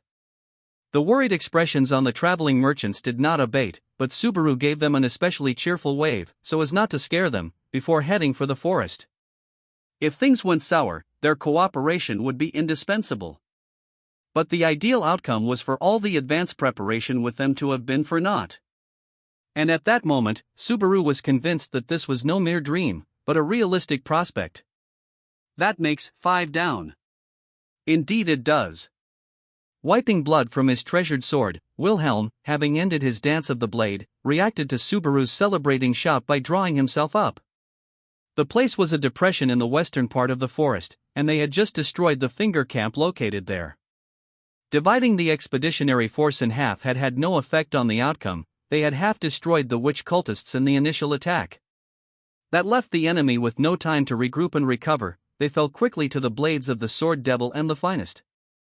"Ferris, how about it?" "Sorry. Still no good. They got us again." But as was now usual, success in preventing them from sealing their own lips remained elusive. Subaru and Julius watched Ferris lower his eyes in abhorrence. Neither could find words to speak to him. If Ferris could not do it, no one could, but that was no consolation to him. "Hey, don't get bent out of shape, switch gears. Let's head fair the next one." Meow? Ferris was still in the dumps when Ricardo roughly rubbed his head, making his slender body shoot to its feet. For an instant, Ferris was surprised by the pushy attempt to console, but he immediately slapped his own cheeks and began walking anew. Seeing Ferris like that made Ricardo bare his fangs, grinning in satisfaction. Seeing him behave that way, Subaru could appreciate that Ricardo had long led his organization. The wins are too easy, I need more exercise. How do you feel, TB? I think it is good when jobs are simple. If I make my darling sister do dangerous things, our brother will raise a fuss, so this is preferable. NNN. You're such weaklings for boys.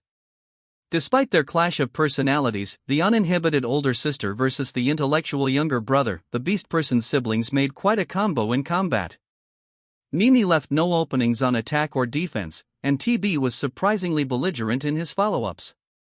Ricardo was leader of the pack in might and command ability, with the powerful sibling lieutenants following in his footsteps. It had been just as hard to get their cooperation as to get Wilhelm's and Ferris's. As allies, they were incredibly reliable, and so a thought came to Subaru's mind. I guess when this is all done we go back to being rivals, huh? It seems you have the leeway to worry about the future. As Subaru indulged in sentiment, Julius stood beside him, wiping the blood from his cavalry saber. His crisp handsomeness never seemed ruffled in the midst of combat. He brushed the edge of his white mantle with an elegant gesture. Subaru hated to admit it, but Julius's point was sound. He averted his gaze while scratching his cheek. My bad. Maybe I'm letting my guard down a bit because it's gone insanely smoothly. I did not go as far as to call it bad. As a matter of fact, we are functioning so well, none would think we were so hastily assembled. I can understand why you find the relationships between us to be regrettable. Man, I didn't expect that from you. Subaru had anticipated barbed sarcasm, but Julius's show of sympathy made him whiten his eyes. For his part, Julius's shoulders sank, Subaru's reaction having been an unexpected one. The royal selection has begun, and we find ourselves in rival camps. But wherever we stand in the dispute, we can accept the help of others in a common cause. Perhaps we should regard feeling this for ourselves so early after the start of the selection process as our good fortune? Can't really think of the witch cult going after Emilia as good fortune. I suppose not. I am sorry, that was inconsiderate of me. Julius immediately apologized for his faux pas, touching his own forelocks as he sighed. Subaru felt small for his reflexive indignance in contrast to Julius's forthright remark. Deep down, Subaru and Julius felt the same way. Of course, they couldn't ignore the menace closing in on Emilia and the villagers. With that tragic spectacle in mind, Subaru couldn't call it good fortune to save his life. But if you set that circumstance aside, the relationships among the people assembled were by no means poor. Enough to make you think it would be a waste for them to go back to being enemies after driving off the witch cult. Really is careless of me to worry about it, though. I'm being an idiot. No matter how smoothly things were going, they were still only halfway to settling the problem. Not that he was putting a wreath of laurel on his own head, but the enemy wasn't even in checkmate, it was far too early to treat victory as assured. In ancient times or modern, Occident or Orient, one rule held true: the danger was always greatest when you thought everything was in the bag. Sorry for flaking out on you like that. I'll get back to fishing, so I'm counting on all of you. Pressing a fist into his own cheek, Subaru used the dull pain to get himself going again. Fishing meant casting Subaru as bait for the witch cult. In practice, that meant Subaru coming into contact with witch cultists without anyone else's intervention. Accordingly, during the time they'd walked around the forest searching, Subaru had acted alone, or at least, with his allies nowhere to be seen around him. The expeditionary force was tailing Subaru from a medium to long distance behind. His allies needed to leave no trace to find, the better to draw the witch cultists to Subaru like moths to a flame. And the next time proved no exception. Oh, when they finished searching deep in the western part of the forest, he immediately judged that they should switch to the riverside. Subaru was just feeling the cool air around him when he saw shadows gliding in front of him. For witch cultists appeared, the largest number he'd bumped into. This development, differing from events at the three camps already crushed since the start of the fishing, made Subaru's heart strongly leap.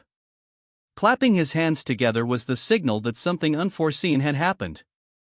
But if the fishing failed once, the other fingers would become suspicious, and straight-up combat with the witch cult would become unavoidable. Therefore, heya. Mind if I take a look around? Subaru forced his contracting heart to expand, somehow managing to toss a smile their way. The witch cult looked fondly upon his smiling face, which they would have judged harshly in normal times. As was typical, the witch cultists were still silent, even in numbers, they displayed no enmity for Subaru. Good thinking, moving in bigger groups, but there's no problem over here. There's no problem, you can go back to your place. Yes, do that, please. I outrank you here, right? Best to grease the wheels and do as you're told, I think? The silence after he gave the directive was bad for his heart.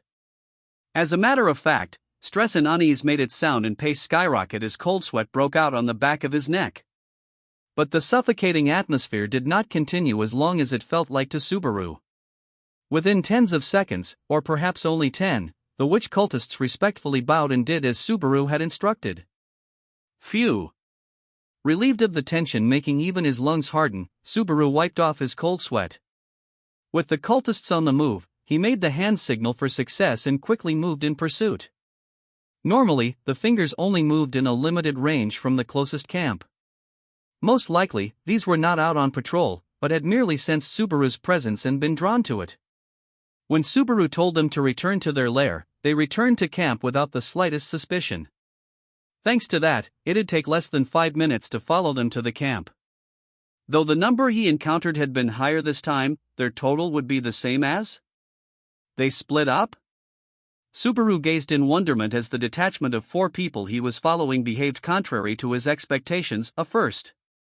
Suddenly, the group of 4 split into 2, with 3 to one side and 1 the other. They began walking in different directions without the slightest hesitation in their steps. With one acting solo and the others in a group of 3, the risk of losing the solo one was far higher.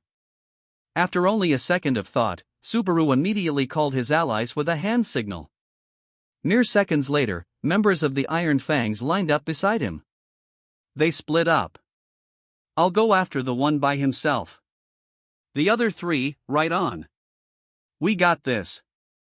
The Foxman, literally a young man with a fox head, accepted Subaru's instructions, heading toward where the group of 3 had vanished from sight. Before their own backs vanished from Subaru's sight, he cautioned, do not lay a hand on them. If you spot their camp, regroup with the others. You got it. Giving his slender mustache a flick, the Foxman leaped into the forest to Subaru's right without so much as a sound. Subaru watched him go but had no time to rest on his laurels. He urgently resumed his pursuit of the witch cultist heading off solo. Fortunately, he immediately caught up with the lone witch cultist.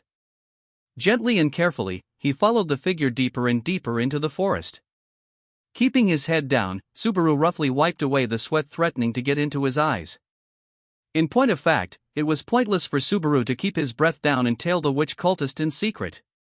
Subaru possessed no ability to conceal his presence, and the witch cultist walking before him had probably been aware of Subaru's pursuit the whole time.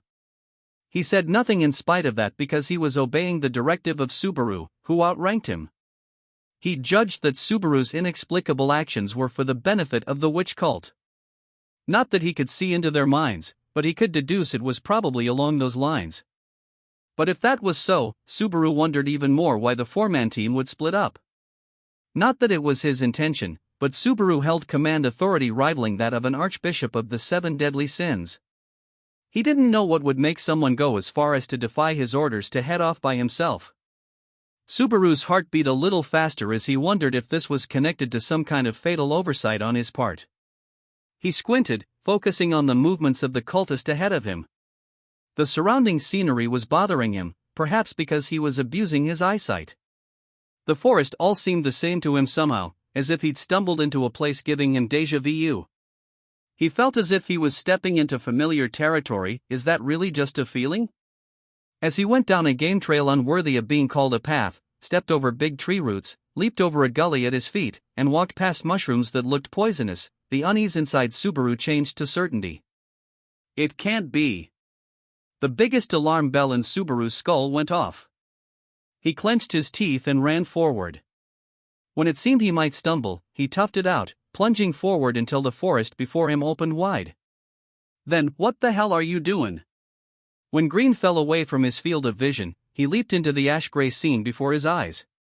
Some several hours before, the rocky place that had become a battlefield had been a caved-in cavern and an unmarked grave. But the writhing witch cultists were defiling the grave, seemingly trying to unearth the remains of the madman buried there. For this was the final resting place of Betelgeuse Romanicanti. When Subaru spontaneously raised his voice, the witch cultists' eyes gathered upon him. The witch cultists defiling the grave numbered 9, the lone man he'd followed made 10 a finger. They'd noticed Betelgeuse's death. At the very least, this finger had to be annihilated. The finger moved as one at about the same time that Subaru internally came to that conclusion. The witch cultists who knew Betelgeuse was dead instantly reached out toward Subaru. Subaru didn't know if they were trying to kill him or nab a replacement for their archbishop of the 7 deadly sins. He would never know, for the results were permanently erased by the running silver slash that followed. Blood spatter scattered as the diagonal blow severed a witch cultist in half. The black-robed figure spewed dark red as he collapsed. His silent death throes signaled the start of the battle. Sir Subaru, get behind me. Wilhelm, taking the first kill, lightly pushed Subaru behind him. As Subaru tottered, Ricardo's huge frame and Julius's slender physique slipped past his flanks, with their differing forms of enmity flying. The battle was one-sided. Because of Subaru's blunder in impulsively leaping forward, the battle began under fairer conditions. But the expeditionary force paid no heed to this, crushing the witch cultists with overwhelming martial force. In a few tens of seconds, the battle was decided, and the battlefield soon contained only the fallen corpses of the cultists. What were they trying to do here anyway? Watching the end of the battle, Subaru raised his voice and the barren place turned battlefield once more. No one replied to his question. The witch cultists were silent, saying nothing. The last one killed himself in Ferris's arms despite the latter's best efforts. They had no time to be elated at crushing a new finger. It is as if they were digging in the earth, searching for something. What they were digging up is the Archbishop of the Seven Deadly Sins' grave. Well, I call it a grave, but Mimi just buried him with dirt, and it was Mimi who blew him up, too. Having been unearthed from the grave, the madman's corpse was on the surface, lined up with the others. In the first place, the remains were nothing but a headless torso, as a result of the explosion, even that had been cruelly changed to fragments. Subaru couldn't even guess what the cultists had been looking for among the fragments, little more than clumps of flesh. But, I've got a bad feeling about this. The witch cultists had disinterred the Archbishop of the Seven Deadly Sins in search of something. They'd had a reason to unyieldingly persist in the work, even so far as to disobey Subaru's command. There were 4 fingers left. Let's regroup with the other ones following the group of 3. Gotta hurry. The disquieting worry stirring deep inside his chest would not subside. Pressing a fist to his chest, Subaru forced himself to ignore the ache as he hurried to rejoin the Foxman's detachment. They returned to the forest, following that detachment to a different site. He trusted that the unease would pass once they caught up. The cruel scent of blood hung in the air. Lukewarm air wafted among the trees, and the stench of scattered internal organs pricked at his nose. White-hooded leather outfits were strewn around the area, each with its contents still inside. None remained in one piece. Some supernatural power had torn them limb from limb. Don't look like any survived, huh? Subaru was in shock, unable to speak. In front of him, Ricardo spoke with a snort. A dogman like him, with sensitive smell even among beast people, had sensed something amiss before anyone else, breaking into a run. When Subaru and the others caught up, he looked back and spoke those words. They succinctly summed up the tragic end. Healing. We've gotta heal the wounded, or, I told ya. No survivors. There ain't no wounded here, man. When Subaru spoke with a shaking voice, Ricardo shook his head, his usual haughtiness muted. He wasn't trying to rub it in, it was simply obvious at first glance. Namely, that the comrades supposed to be there had been slaughtered, leaving not even a single survivor. A disturbing situation. The fight was entirely too one-sided. Agreed. Considering how well the Iron Fangs are trained, it is difficult to think they could be so overwhelmed. With Subaru's mind struck by the surreal sight, unable to keep up, the conversation continued without him. When he looked around, he saw Julius and Wilhelm agree that it was disturbing. One-sided. It is precisely that. There are no corpses save those of Rajan and our other allies here. It is unnatural by any measure. Even against the witch cult, it is unthinkable they would be killed without putting up resistance. The Iron Fangs are so elite, it is barely imaginable the enemy would strike down even one. A strange situation, is it not? When Subaru stayed silent, Julius mulled over the situation, but Subaru had no time to answer. In the first place, it was something else that bothered him. It wasn't simply the situation disturbing Subaru's thoughts. It was the initial impact, well before that, which he couldn't move on from. Why are you acting like this is normal? Subaru? We came rushing and our buddies are dead, you know? So why are you acting like this is no big? We cannot change what has happened, just as one cannot change the past. Subaru was speechless, and Julius pulled his gaze away, walking toward Ferris. Ferris had said nothing to this point, but unlike Subaru, he hadn't been standing still.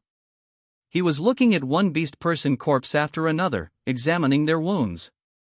When joined together, these clumps of flesh would surely turn into their former comrades. Subaru wondered if the young foxman pursuing the witch cultists was the one Julius had called Rajun. Subaru recalled his aloof face and witty phrases uttered in Kararaji dialect. He and the other 4 beast people had been cruelly ripped apart to the point that they were unrecognizable. Ferris, have you learned anything? Let's start with no survivors. Based on the state of the wounds, it seems like they were taken down by the same person, but these aren't blade wounds. Of course, it wasn't magic either. They were torn apart by force. Some guy was saying there were demon beasts around, huh? Gimme a break. When Ferris calmly gave his report, Ricardo gave an appropriate sound through his canine teeth. Subaru, brought back to reality by the sound, wobbled into the exchange. Torn apart. You're not saying this was by demon beasts? These aren't bite wounds, so I don't think we need to worry about that. It feels more like brute strength. But it seems like they died pretty much instantly, so I don't think they suffered much. Why are you mentioning something like that? Because I thought it might put your mind at ease a little, Subaru. Unfortunately, Ferris's show of consideration had no such effect on Subaru's mind. There was nothing to death save death. As a result, whether they'd suffered or not was of little import. It didn't change the fact that Subaru and the others had not saved them, or that they had died without putting up a fight. I should have been more on top of things.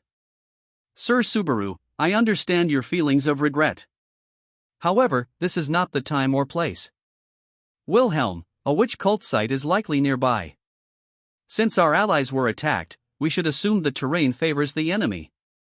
We should pull back and regroup. With Subaru threatening to be engulfed by the scene, Wilhelm shook his head as he grasped the boy's shoulders, making Subaru set his regrets aside. The Sword Devil's words were heartless, but true. If they persisted in standing still due to the deaths of their allies, they would only put their other allies in danger, a foolish exercise.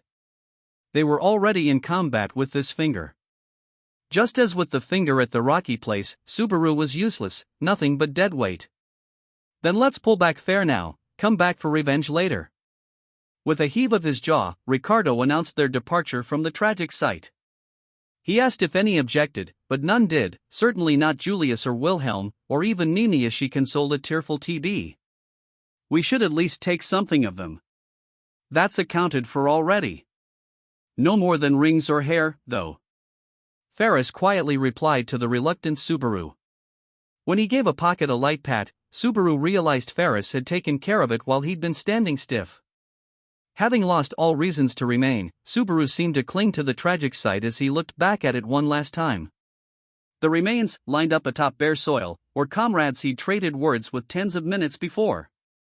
As he gazed upon that death, Subaru's mind let out a heavy, painful scream. Why was Subaru's mind continuing such frenzied shouts that moment? It was because, Subaru, we have to go. I know. Neither time nor his allies gave Subaru any chance to wallow. Ferris called out to Subaru, still unable to find the words to give to the remains, and Subaru followed the others, the last to leave that place. And then he noticed something. The presence of jet-black hands slipping through the gaps in the trees, creeping closer without a sound. Get down! When the evil hands seemed to slip out from the darkness, Subaru was in a daze as he shouted. The ones able to instantly respond to the sudden directive were Wilhelm and the other heavy hitters. They didn't ask why like a bunch of idiots, they instantly crouched, escaping the hands sailing over the ground. However, the hands caught those who reacted too slowly, displaying their thoroughly wicked might. Jaya! Those who remained standing screamed. No, they were not screams, they were death cries. The black-dyed arms stretched the necks of the slow-to-react knights, fatally gouging out their throats. The fingers seemed to move without resistance, rending human flesh with the ease of passing through water. Blood spurted forth, and multiple lives were snuffed out right before Subaru's eyes. Subaru was in shock from this, but immediately after, others unfroze and raised their own voices. What is it? What happened? I don't know. Blood spurted from their throats all of a sudden. They, aghast at the slaughter of their allies, could not see what had created this death. In other words, this was greater proof than anything that they were the black, evil hands known to Subaru. Thus, Subaru thrust aside his feelings of disbelief. "It's unseen hands," he shouted. The black hands that had brought death to their allies, these were none other than Betelgeuse's unseen hands. But that was impossible. The madman controlling them had died for certain. His torso had been cut in half, and the only things they'd found left of his corpse were fragments. Ferris had firmly stated that recovery was impossible. So who the hell is using unseen hands then?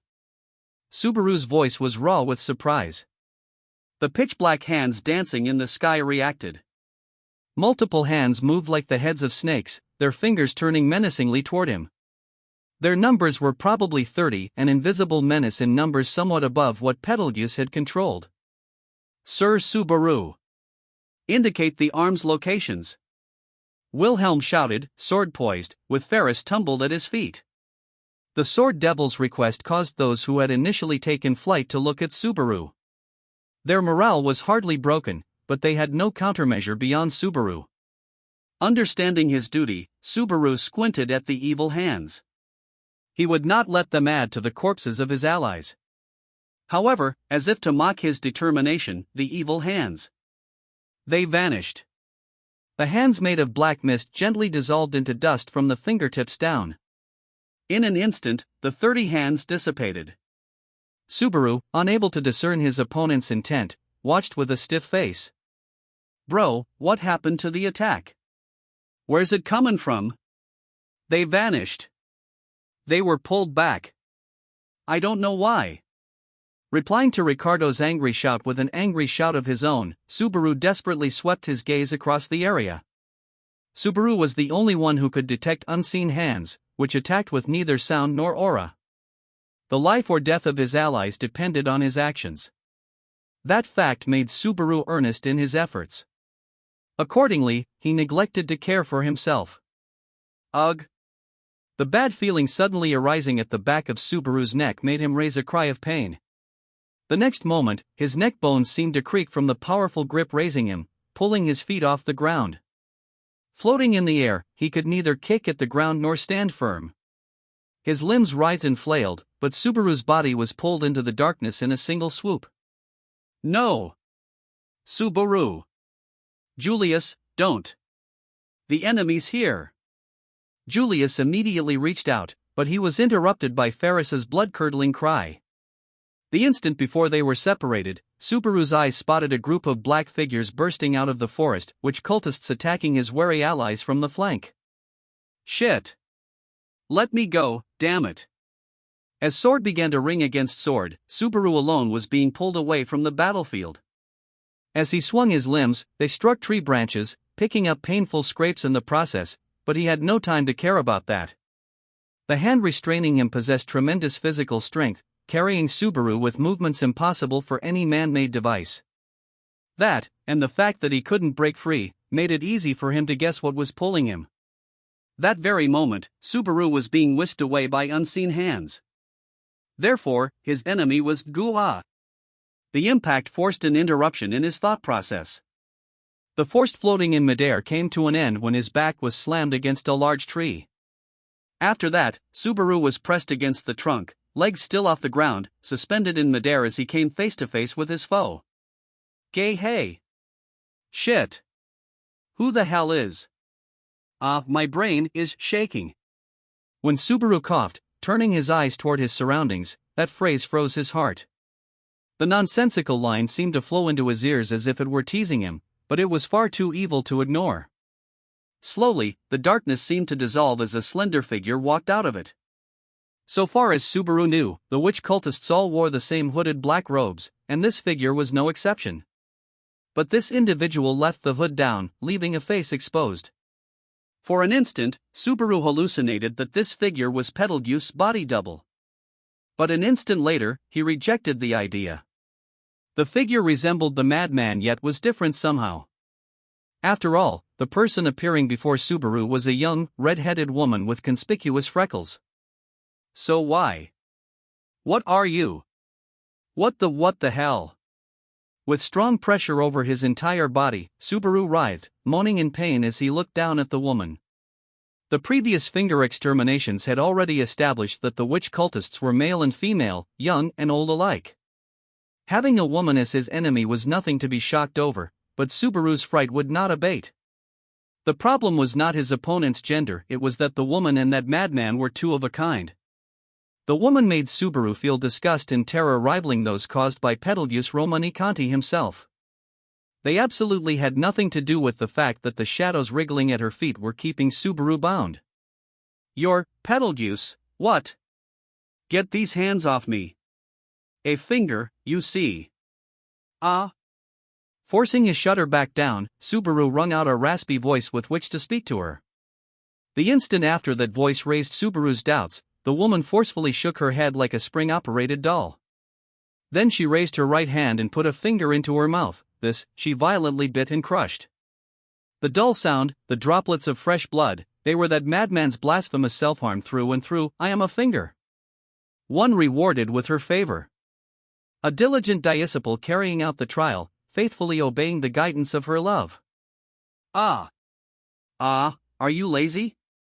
You. The woman waved her bloody finger, scattering droplets of blood around as she instinctively unveiled her madness. The sight of the angrily raging woman who called herself a finger made Subaru squirm, forgetting all about how hard it was to breathe. That madness, that insanity, that irritable behavior, repeating that same stupid phrase to vilify his opponent, it wasn't just her ability to use the authority. Even setting aside the eccentric mannerisms, the woman had far too much in common with the madman to ignore. Confidant. Successor. A priest of the 7 deadly sins rather than an archbishop. Various possibilities raced inside his head. But she didn't fit any of them. If he had to put a more proper, more accurate label on what he felt, a dead ringer, a copy. With Betelgeuse's exact personality.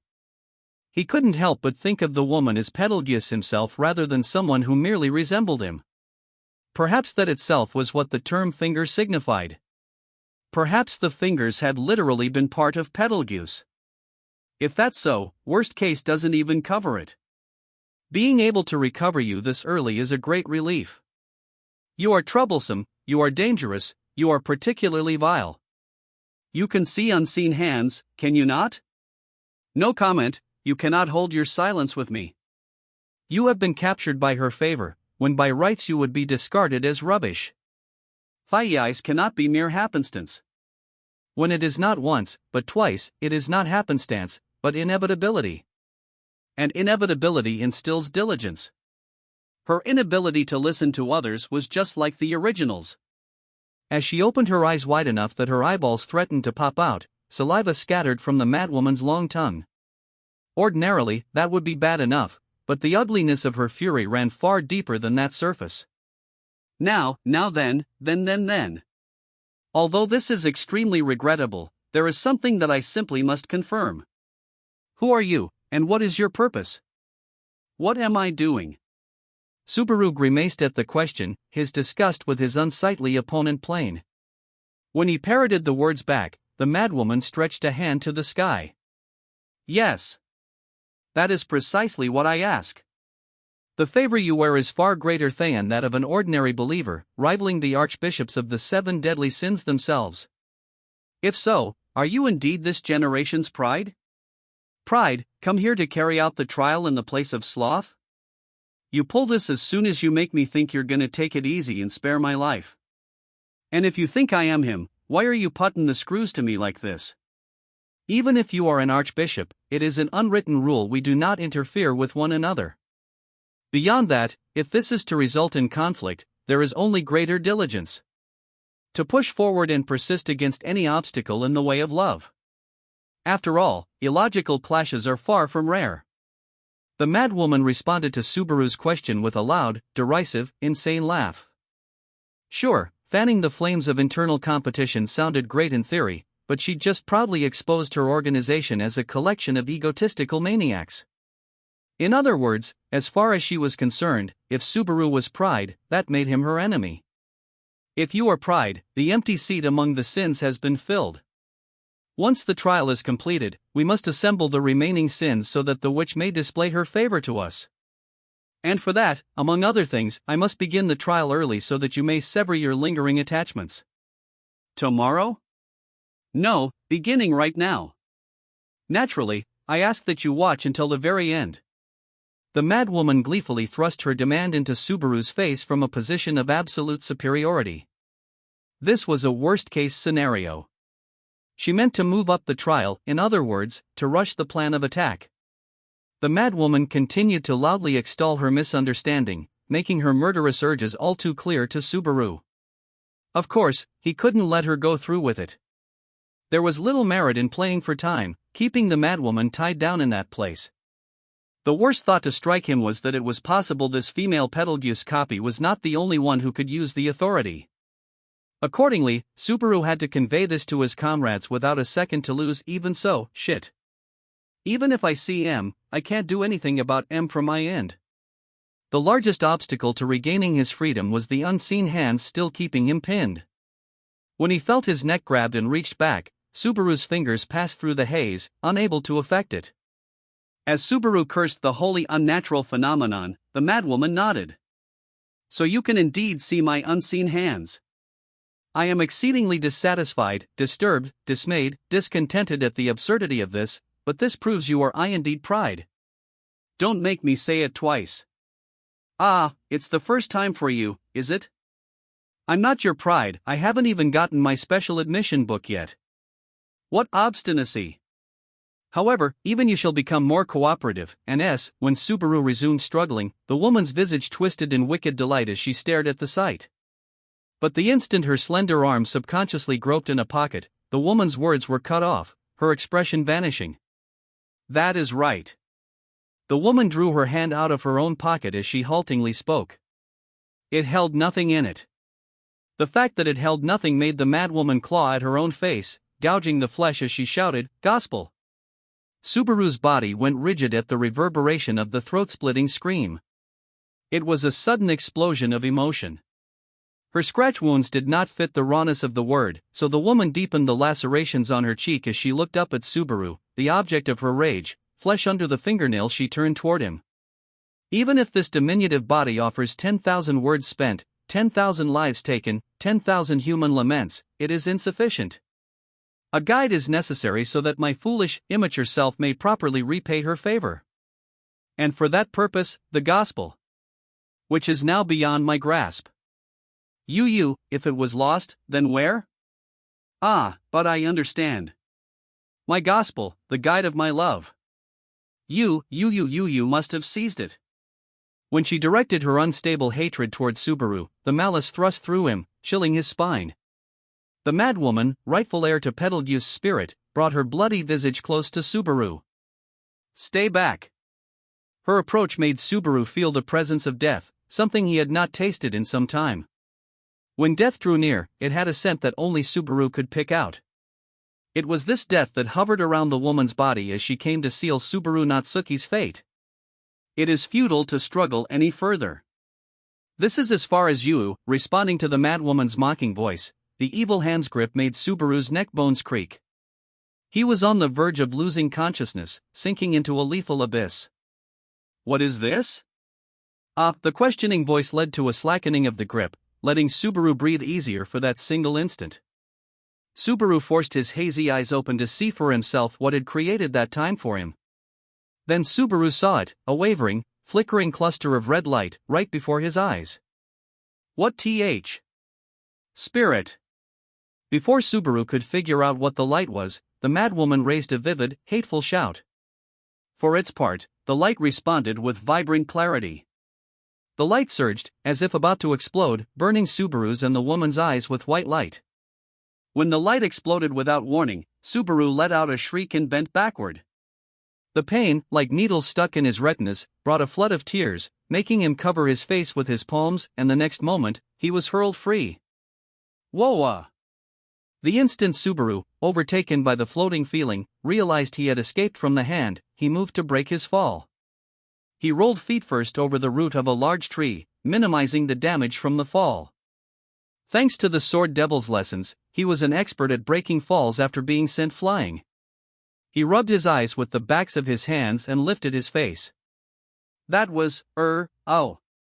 When he lifted his head up to check the situation, the pitch-black hand came at high speed to mow him down. Subaru shuddered at the attack, which would have knocked his head clean off had it hit, and glared at the culprit in outrage. When he did so, the madwoman concerned was covering her face with her palms as she blindly flailed at the surrounding area with innumerable evil hands. Spirit. Spirit. The woman poured hatred onto the spirit, perhaps simply that aggrieved from the blow it had given her. However, the light was nowhere to be seen. The madwoman was merely wrecking the woods in anger, as if trying to inflict even a glancing blow on the offending spirit. She'd completely taken her attention off Subaru.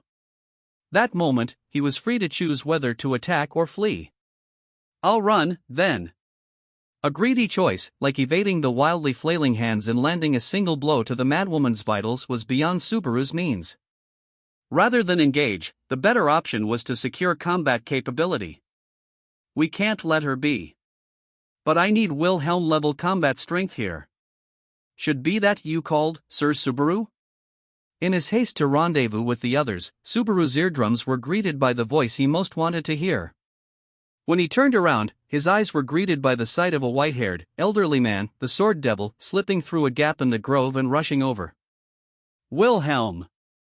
That was most concerning. I am very sorry I could not be here sooner. Wilhelm, carrying his treasured sword in pursuit, breathed a sigh of relief when he saw that Subaru was safe. Subaru, delighted at the best reinforcements he could hope for, blinked hard when he noticed the red light floating atop Wilhelm's head. That glow was none other than that of the spirit that had just saved Subaru from peril. That's the spirit from earlier. Wilhelm, don't tell me you use spirits? Unfortunately, I have no talent beyond the sword.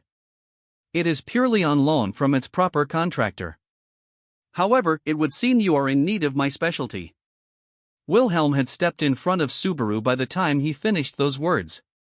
The ghastly aura radiating from the sword devil was great enough that the madwoman, eyes seared by the light, noticed and turned toward it.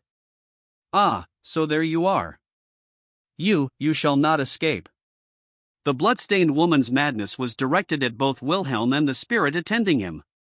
The enemies in the same league as an archbishop of the 7 deadly sins. You saw earlier how strong unseen hands are. Even you can't just take her on from the FR, no matter.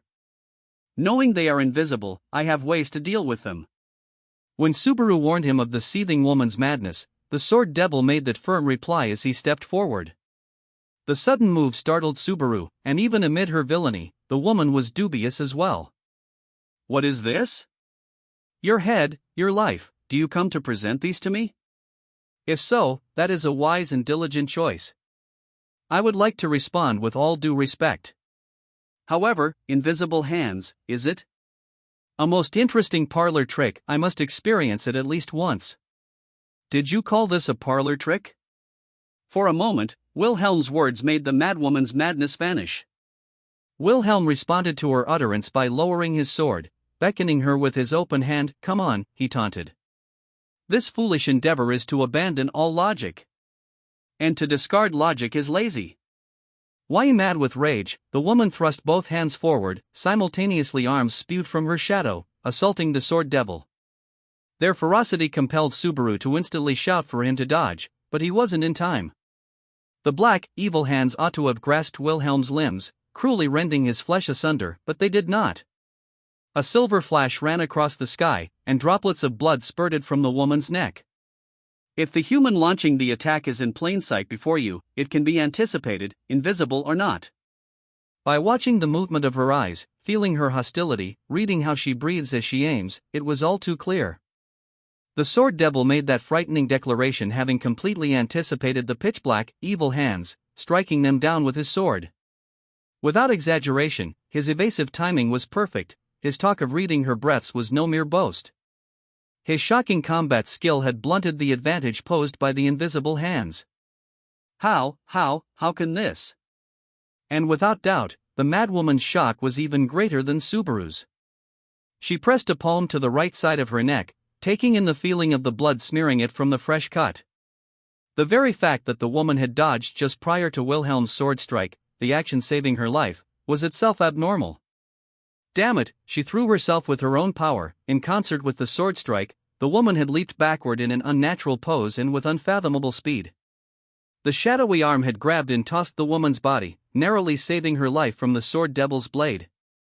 However, as a consequence, the evil hand's gripping power had crushed her left shoulder.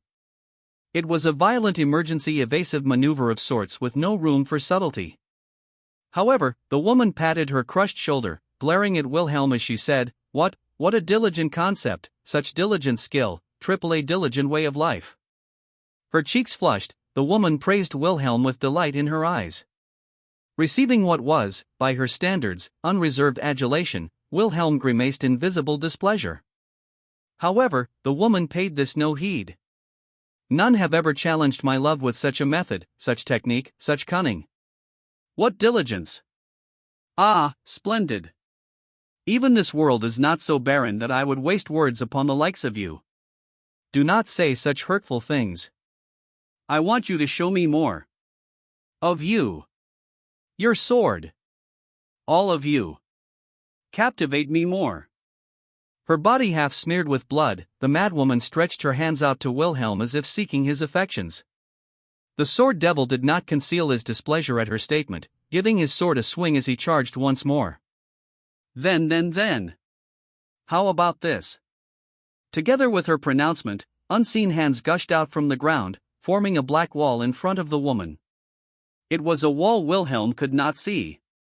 If he kept charging in like that, he'd be enmeshed in the evil hands, unable to evade. She made a wall of arms in front.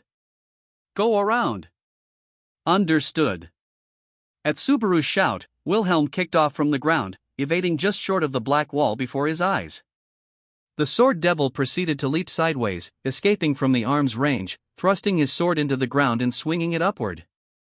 The angular sword strike gouged out the earth, sending a shower of dirt pouring onto the madwoman. He had kicked up a completely mundane smokescreen of dust. Naturally, the woman showed no signs of damage from it. Did that have a point? I hoped you would not disappoint me. Come. Diligent old bones. You, the beloved child that knows love is the greatest thing in this world. Demonstrate your diligence to me. The sword devil's behavior drew comments from both Subaru and the madwoman. But Wilhelm said nothing to either set of words. The aged swordsman simply continued his nimble run as dirt showered down upon the woman over and over. Brushing away the unpleasant downpour, the madwoman turned eyes toward the sword devil like a maiden in love. The arms of instant death obstinately pounded down wherever she was looking. Are you finished? Is there no more? If so, dismay. Disappointment. Despondency of the soul, despair. OHH. Are you lazy? And no way? At the woman's shout, shadow exploded. It was a terrifying volley of power that squarely locked on to Wilhelm. The hitherto sporadic evil hands now numbered above 30, literally filling the sky in the narrow gaps between the trees. Subaru felt dizzy from the overwhelming number of them. Fatally, there were 30 odd of them, and Subaru could only point out one or two at best anyway. It's bad, Wilhelm. At the same time as Subaru's woefully insufficient cry, the evil hands cascaded straight down onto the sword devil. This time, malice that mercilessly destroyed all it touched would trample Wilhelm flat. As he raced across the ground, Wilhelm looked overhead, his blue eyes narrowing as he said, I told you. The sword devil's tranquil voice rode on the warm forest breeze as he easily evaded the encroaching invisible hands. Ha! Both Subaru and the woman were taken aback, not even they knew which one had spoken the word. The evil hands poured down on all sides, twisting around to assail the sword devil's limbs. With superhuman agility, Wilhelm dodged, evaded, and overwhelmed them. When he had finally shaken off all the ferocious attacks, a vicious smile came over the sword devil's cheeks as he glared at the woman. So long as I know the arms are invisible, I have ways to deal with them. Certainly, he had just proven that his earlier proclamation was in no way false. But the results were so majestic that Subaru could scarcely close his wide-open mouth. Even Wilhelm shouldn't have had the super senses to detect that many arms coming at him. Absurd. Absurd, absurd, ABSU or DABSU or DABSU or DABSU or DSU or DSU or DSU or DSU or DSU or D. Stricken senseless as she was by the foiling of her best move, the woman's eyes lost all focus. Trembling, the woman crushed her remaining fingers in true Pedalgeuse fashion, but her emotional outburst did not relent as blood flowed from her nose. The nosebleed was still dripping when the woman thrust her blood-smeared right hand at Wilhelm. Impossible, impossible, impossible, impossible. How could you escape my unseen hands? Of course, I evaded them by sight. Once I knew their nature, foiling them was mere child's play. Wilhelm tediously made the declaration as he once again made dirt shower with the tip of his treasured sword. Dirt poured onto the madwoman, incomprehension on her beet-red face. But after seeing it repeated over and over, Subaru finally understood Wilhelm's objective in making that move. At the same time, he was in shock. The repeated showers of dirt were his opening moves for making unseen hands visible. The hands themselves were invisible to the naked eye, interacting with whatever they touched by destroying it. In other words, the evil hands left a trail as they tore through the dirt showers. Of course, even if he could see the ferocious attacks by 30-plus hands, evading them was no easy task. And yet, Wilhelm's superhuman, godlike combat capabilities made even this seem like child's play. Now then, both of our tricks have been sufficiently exposed. I shall obtain vengeance for my comrades. Thrusting the tip of his treasured sword forward, Wilhelm threatened with suppressed anger. The hostility radiating from the tip of his sword sent a thrill through Subaru, not even the direct target of that blade. Naturally, his fear was nothing compared to that of the madwoman on the receiving end of that sword tip. In spite of this, the madwoman spread her blood-smeared arms wide, laughing as if granting his bloodlust a warm welcome. Ah, it is splendid. Your actions are diligence personified. To inflict this situation, this development, this predicament upon me. I, always striving to be first among her adherents, to repay her favor and love with diligence.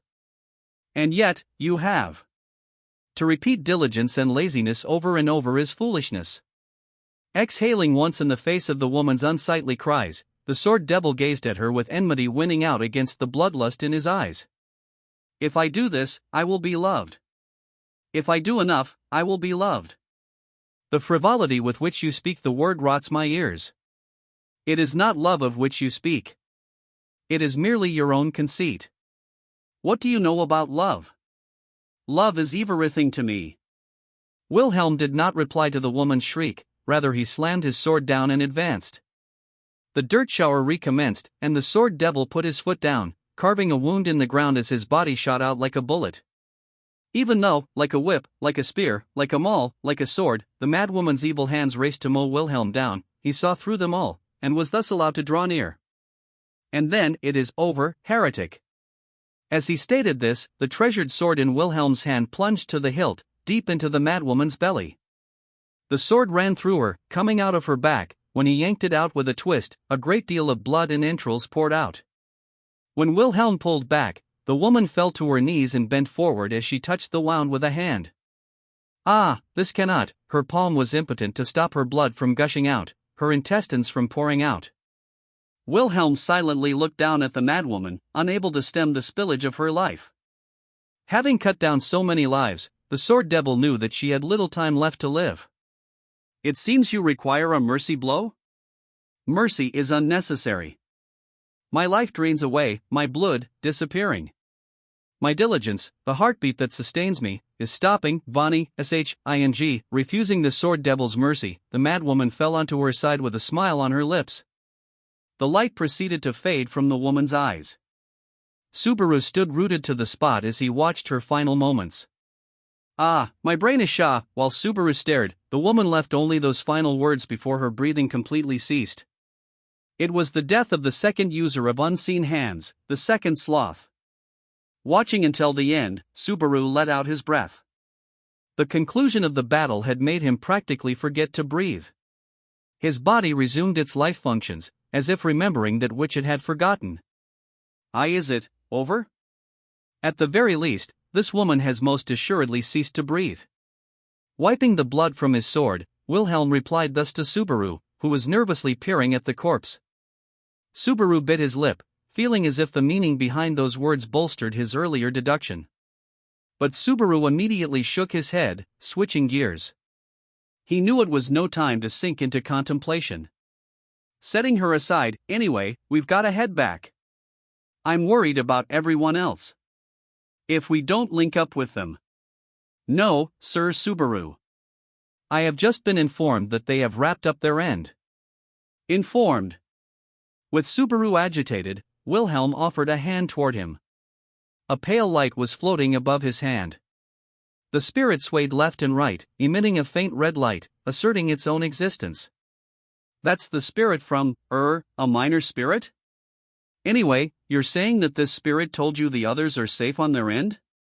Subaru spoke toward the flickering light on Wilhelm's hand in hope of a reply. However, the spirit did not reply with words, it merely floated into the air, entering the forest as if to lead the way. That means follow me, doesn't it? Let us go, Sir Subaru. Grasping that it wished to guide them, Subaru and Wilhelm chased after the spirit. They returned to their comrades after repelling a foe rivaling an archbishop of the 7 deadly sins. Considering the circumstances, it was good news to return with, but grave emotions were carved onto the pair's faces. Shit. But that moment, the only thing on Subaru's mind was the state of the allies with whom he would be reunited. Who's there? Hold up. It's us. Sorry to startle you. Checked by a sharp yell, Subaru came out of the thicket, showing himself with his hands up. The knights who had sensed them returning from deep in the forest, and thus pointed their swords at them, immediately relaxed their guard, relief on their faces as they lowered their blades. But that relief was marred by sadness and regret. Subaru had a feeling that the result of the fighting in the forest hadn't been a pure victory, something to take joy in. It seems you have both returned. Julius, as Subaru and Wilhelm surveyed the area, Julius ran over. Seeing that Subaru and Wilhelm were each without injury, he stood at attention without any change in expression. At the very least, it is good that you two are safe. Shall I make the damage report? Yeah, please do. Having confirmed the other was safe and sound, Subaru granted approval for Julius to shift to the damage report. Accepting, Julius indicated the forest-turned battlefield with his hand. The forest littered with fallen trees and traces of bloodshed, the aftereffects of combat. 5 died instantly from the initial, invisible attack. 2 more died while engaged in combat with the witch cult and the attack immediately following. Our total casualties for this engagement were 7. 7, Subaru had expected as much, but the number slammed heavily into his heart. They'd lost 5 in the initial unseen hands ambush. It was a most cruel loss. The witch cultists that tried to take you down. All of the 9 witch cultists here perished. 2 were captured alive, but they killed themselves like all cases prior to this point, despite Ferris's strenuous efforts. So the enemy was completely wiped out. On our side, if we include the 5 scouts, our losses are 12 in total. I cannot say that dividing our forces was a poor move. Had we done otherwise, it is highly likely we would have simply increased our initial losses. Of course, it is also possible that the enemy would hesitate to attack greater numbers, but, though the casualties stung deeply, neither Julius nor Wilhelm gave any hint of losing his cool. For his part, Subaru had been biting his lip enough to draw blood since the damage report began. That ends my report. And yours? You don't have anything else to say to me? Necessary reports come first. I had thought to ask you for your report before all other matters, but, in contrast to the emotional Subaru, Julius had a very calm demeanor. But as he replied, his forelocks were slightly askew, and there were traces of blood on his Royal Guard uniform. Of course, even he had not come through unscathed. Gazing at the vestiges of intense combat, Subaru restrained his scattered emotions. At the very least, we beat the sloth that attacked us just now. The sloth that attacked us just now, you say? Not a report to take solace in, it would seem. Subaru's gloomy reply contained nominally good news, but Julius immediately honed in on the problem therein. The authority-using madwoman who had launched a surprise attack on the expeditionary force, whisking Subaru away from the battlefield, was an evil on par with the assuredly slain Archbishop of the Seven Deadly Sins, a being worthy of the title of Sloth. The first stage of this operation should have taken out the Archbishop of Sloth. You were more confident of that than anyone, yet, in spite of that, you call the earlier foe Sloth? Yeah, that's right. The one just now was a sloth, a second sloth. The last part of that statement, a second sloth, made Julius knit his brows in dismay. But given the seriousness of Subaru's gaze, combined with the events that had actually taken place, he offered no rebuttal. So the first sloth defeated was a different person from this sloth. You are absolutely sure of this? I'd never forget the look on that piece of shit bastard's dead face. Plus, the second sloth was a woman. There's no way you'd mistake one for the other. There's no way you would, but when Subaru had first encountered the madwoman, he'd hallucinated that it was Betelgeuse. That was because he sensed things beyond their appearances that tied Betelgeuse and the woman together. It felt as if their madness had sprung from a common root, the authority was the same, the words and actions were the same. I've got a really bad feeling about this. Perhaps the first sloth we defeated was a double, and the second sloth was the real Archbishop of the Seven Deadly. No, there is no way to be certain of that. Besides, in this case, the real issue might be in a whole different league than which one was the real deal. When Julius felt he might have speculated too far, Subaru picked up his conclusion and ran with it. The statement made sweat emerge on Subaru's brow, even Julius's face stiffened somewhat. It was a terrifying prospect. However, in light of current circumstances, it was also a logical conclusion. Given the appearance of Betelgeuse the first time, and the madwoman the second, it was inevitable they would arrive at the same possibility. In other words, there are multiple Archbishops of Sloth, or perhaps the Archbishop of Sloth is actually a group with the same power, acting toward a common objective? The only sloth I knew of was the sickly-looking bastard that came out first. But now that I've seen the next woman, I can't tell you you're wrong. The madwoman had called herself a finger and identified with the Archbishop of Sloth. It fit. That's what they would go with. That sloth was multiple archbishops of the Seven Deadly Sins working in concert. So without exaggeration, the fingers are parts of the Archbishop of the Seven Deadly Sins.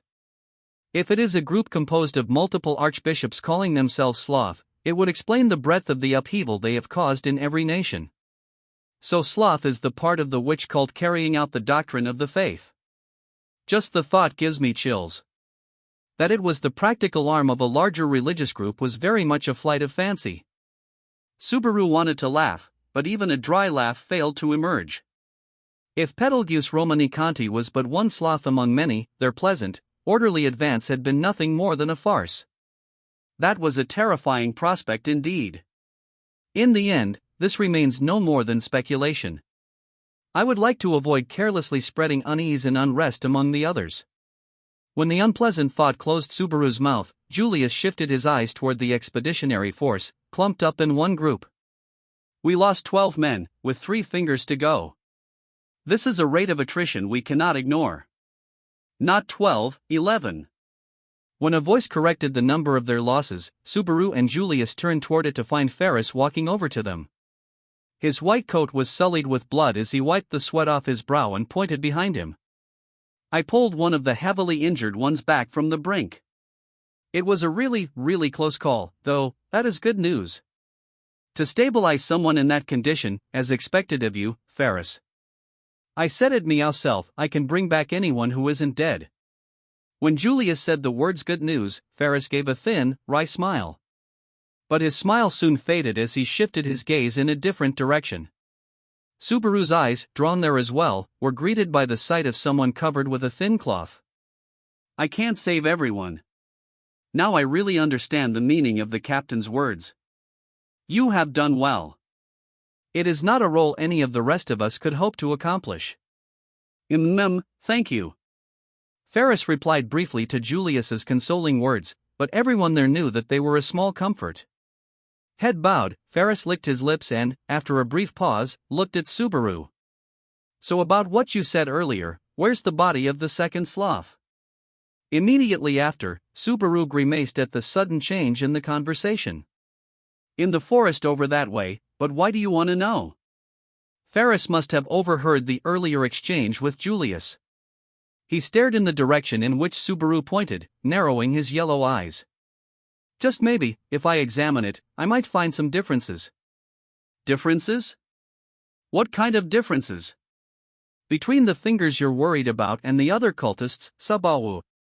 When Ferris pointed that out, Subaru's breath caught. Wait up, Kay, said Ferris, taking several companions with him as he went off to examine the corpse. Perhaps examining the madwoman, the second sloth, might give them a lead on the repugnant archbishops of the 7 deadly sins, enabling them to form a plan of attack. Subaru wanted to believe that was possible.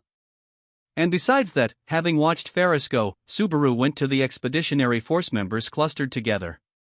Subaru couldn't look straight at the row of casualties lying right beside them. The lined-up remains were covered with thin cloths, the least they could do for those who would never awaken again.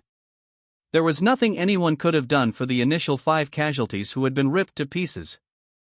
However, the 5 lives lost in the surprise attack were another story. Subaru should have realized, if no one else. I should have known as soon as I heard the first 5 were torn apart with bare hands.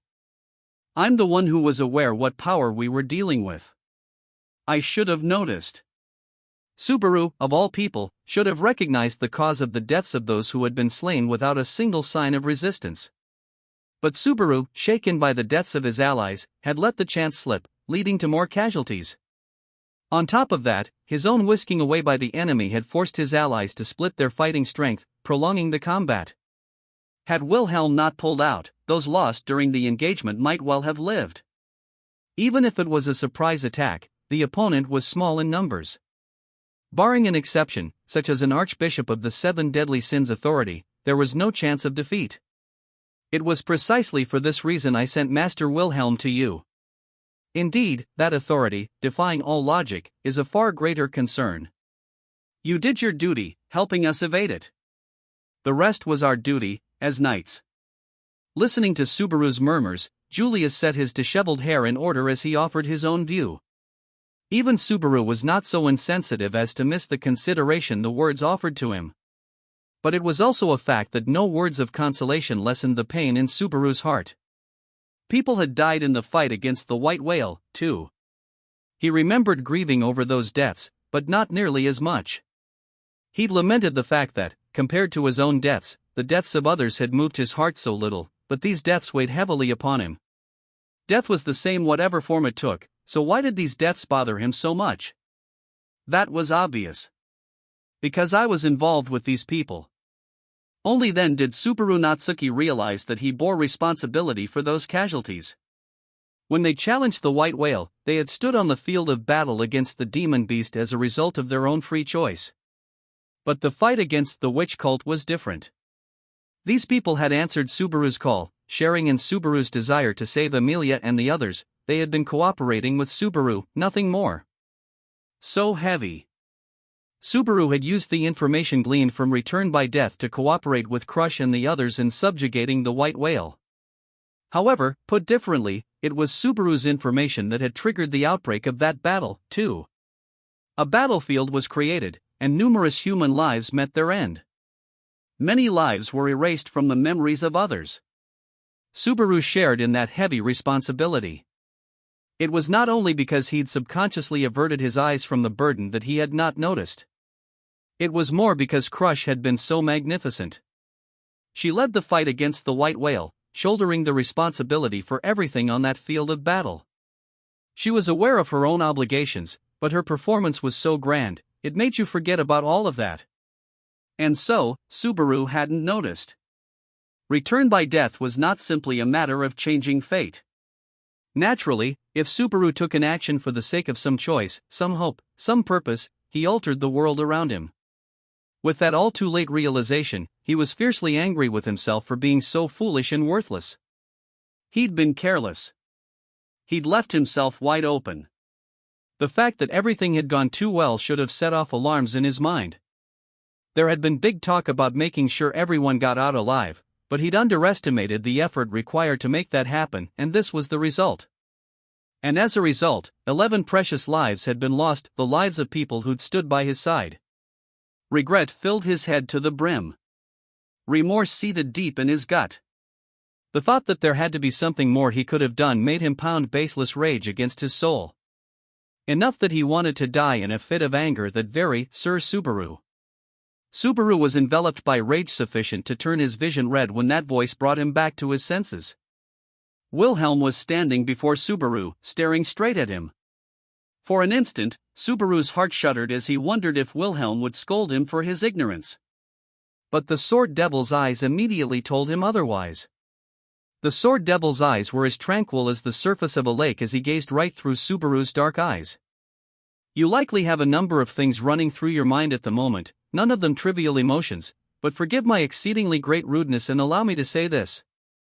Wilhelm's words made him unwittingly straighten his back. He didn't know what would be said to him, but whatever it might be, he needed to give it his undivided attention.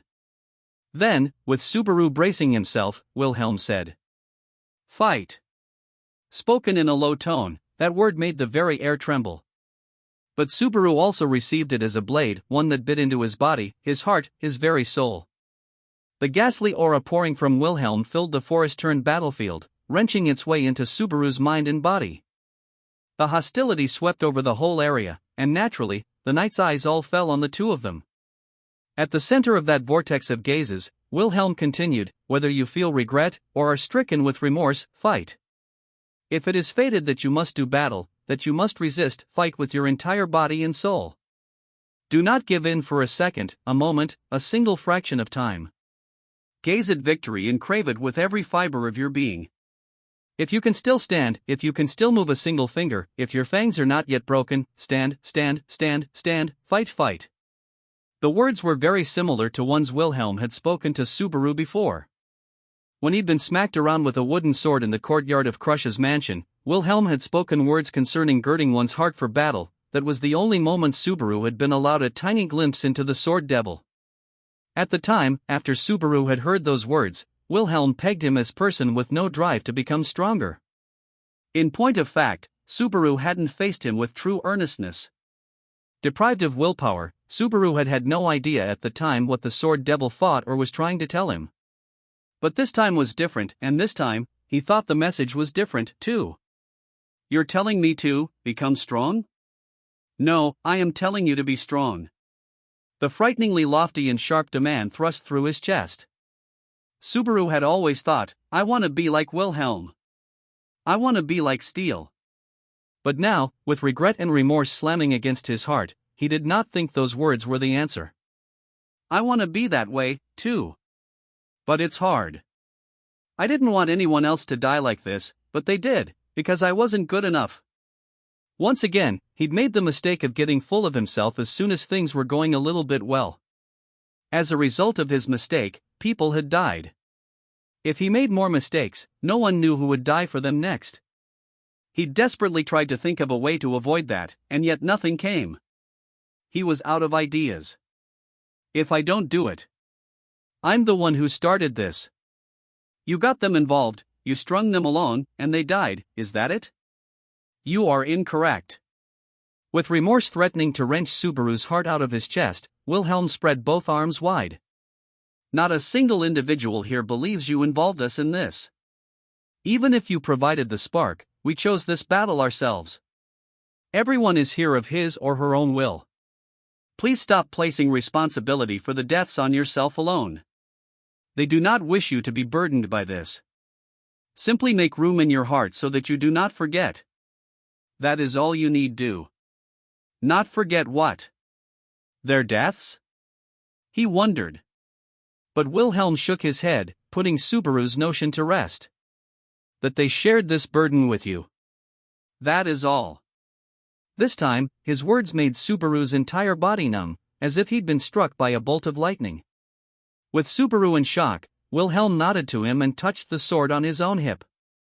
Lending one's strength does not mean merely swinging one's sword. It means challenging the same foes, worrying over the same obstacles, sharing the wounds and the weight of the burdens. This we can do. This is the lesson I learned in the past. Wilhelm spoke those words and motioned with his chin. Overwhelmed, Subaru did as indicated, noticing that the gazes of all present were focused upon him. Each and every one of those sets of eyes burned with the same emotions as Wilhelm's. He felt someone had once told him not to try to fight alone. At a disadvantage against a mysterious opponent, not a single person looked ready to cut and run. Not a single gaze said to Subaru, this wasn't the deal, nor did wiser voices condemn him. Having at least one wiser person seems like a good thing, though, he let out a sigh. Simultaneously, the dark clouds dwelling inside Subaru's head rapidly brightened. This did not mean freedom from anguish. But he had left the dead end in which he'd trapped himself behind him. Subaru had been reminded of the limits of his own head. Shit. Subaru roughly scratched his head, gritted his teeth, impulsively stamped his foot, and turned to everyone, bowing his head. This is the only head I have to lower.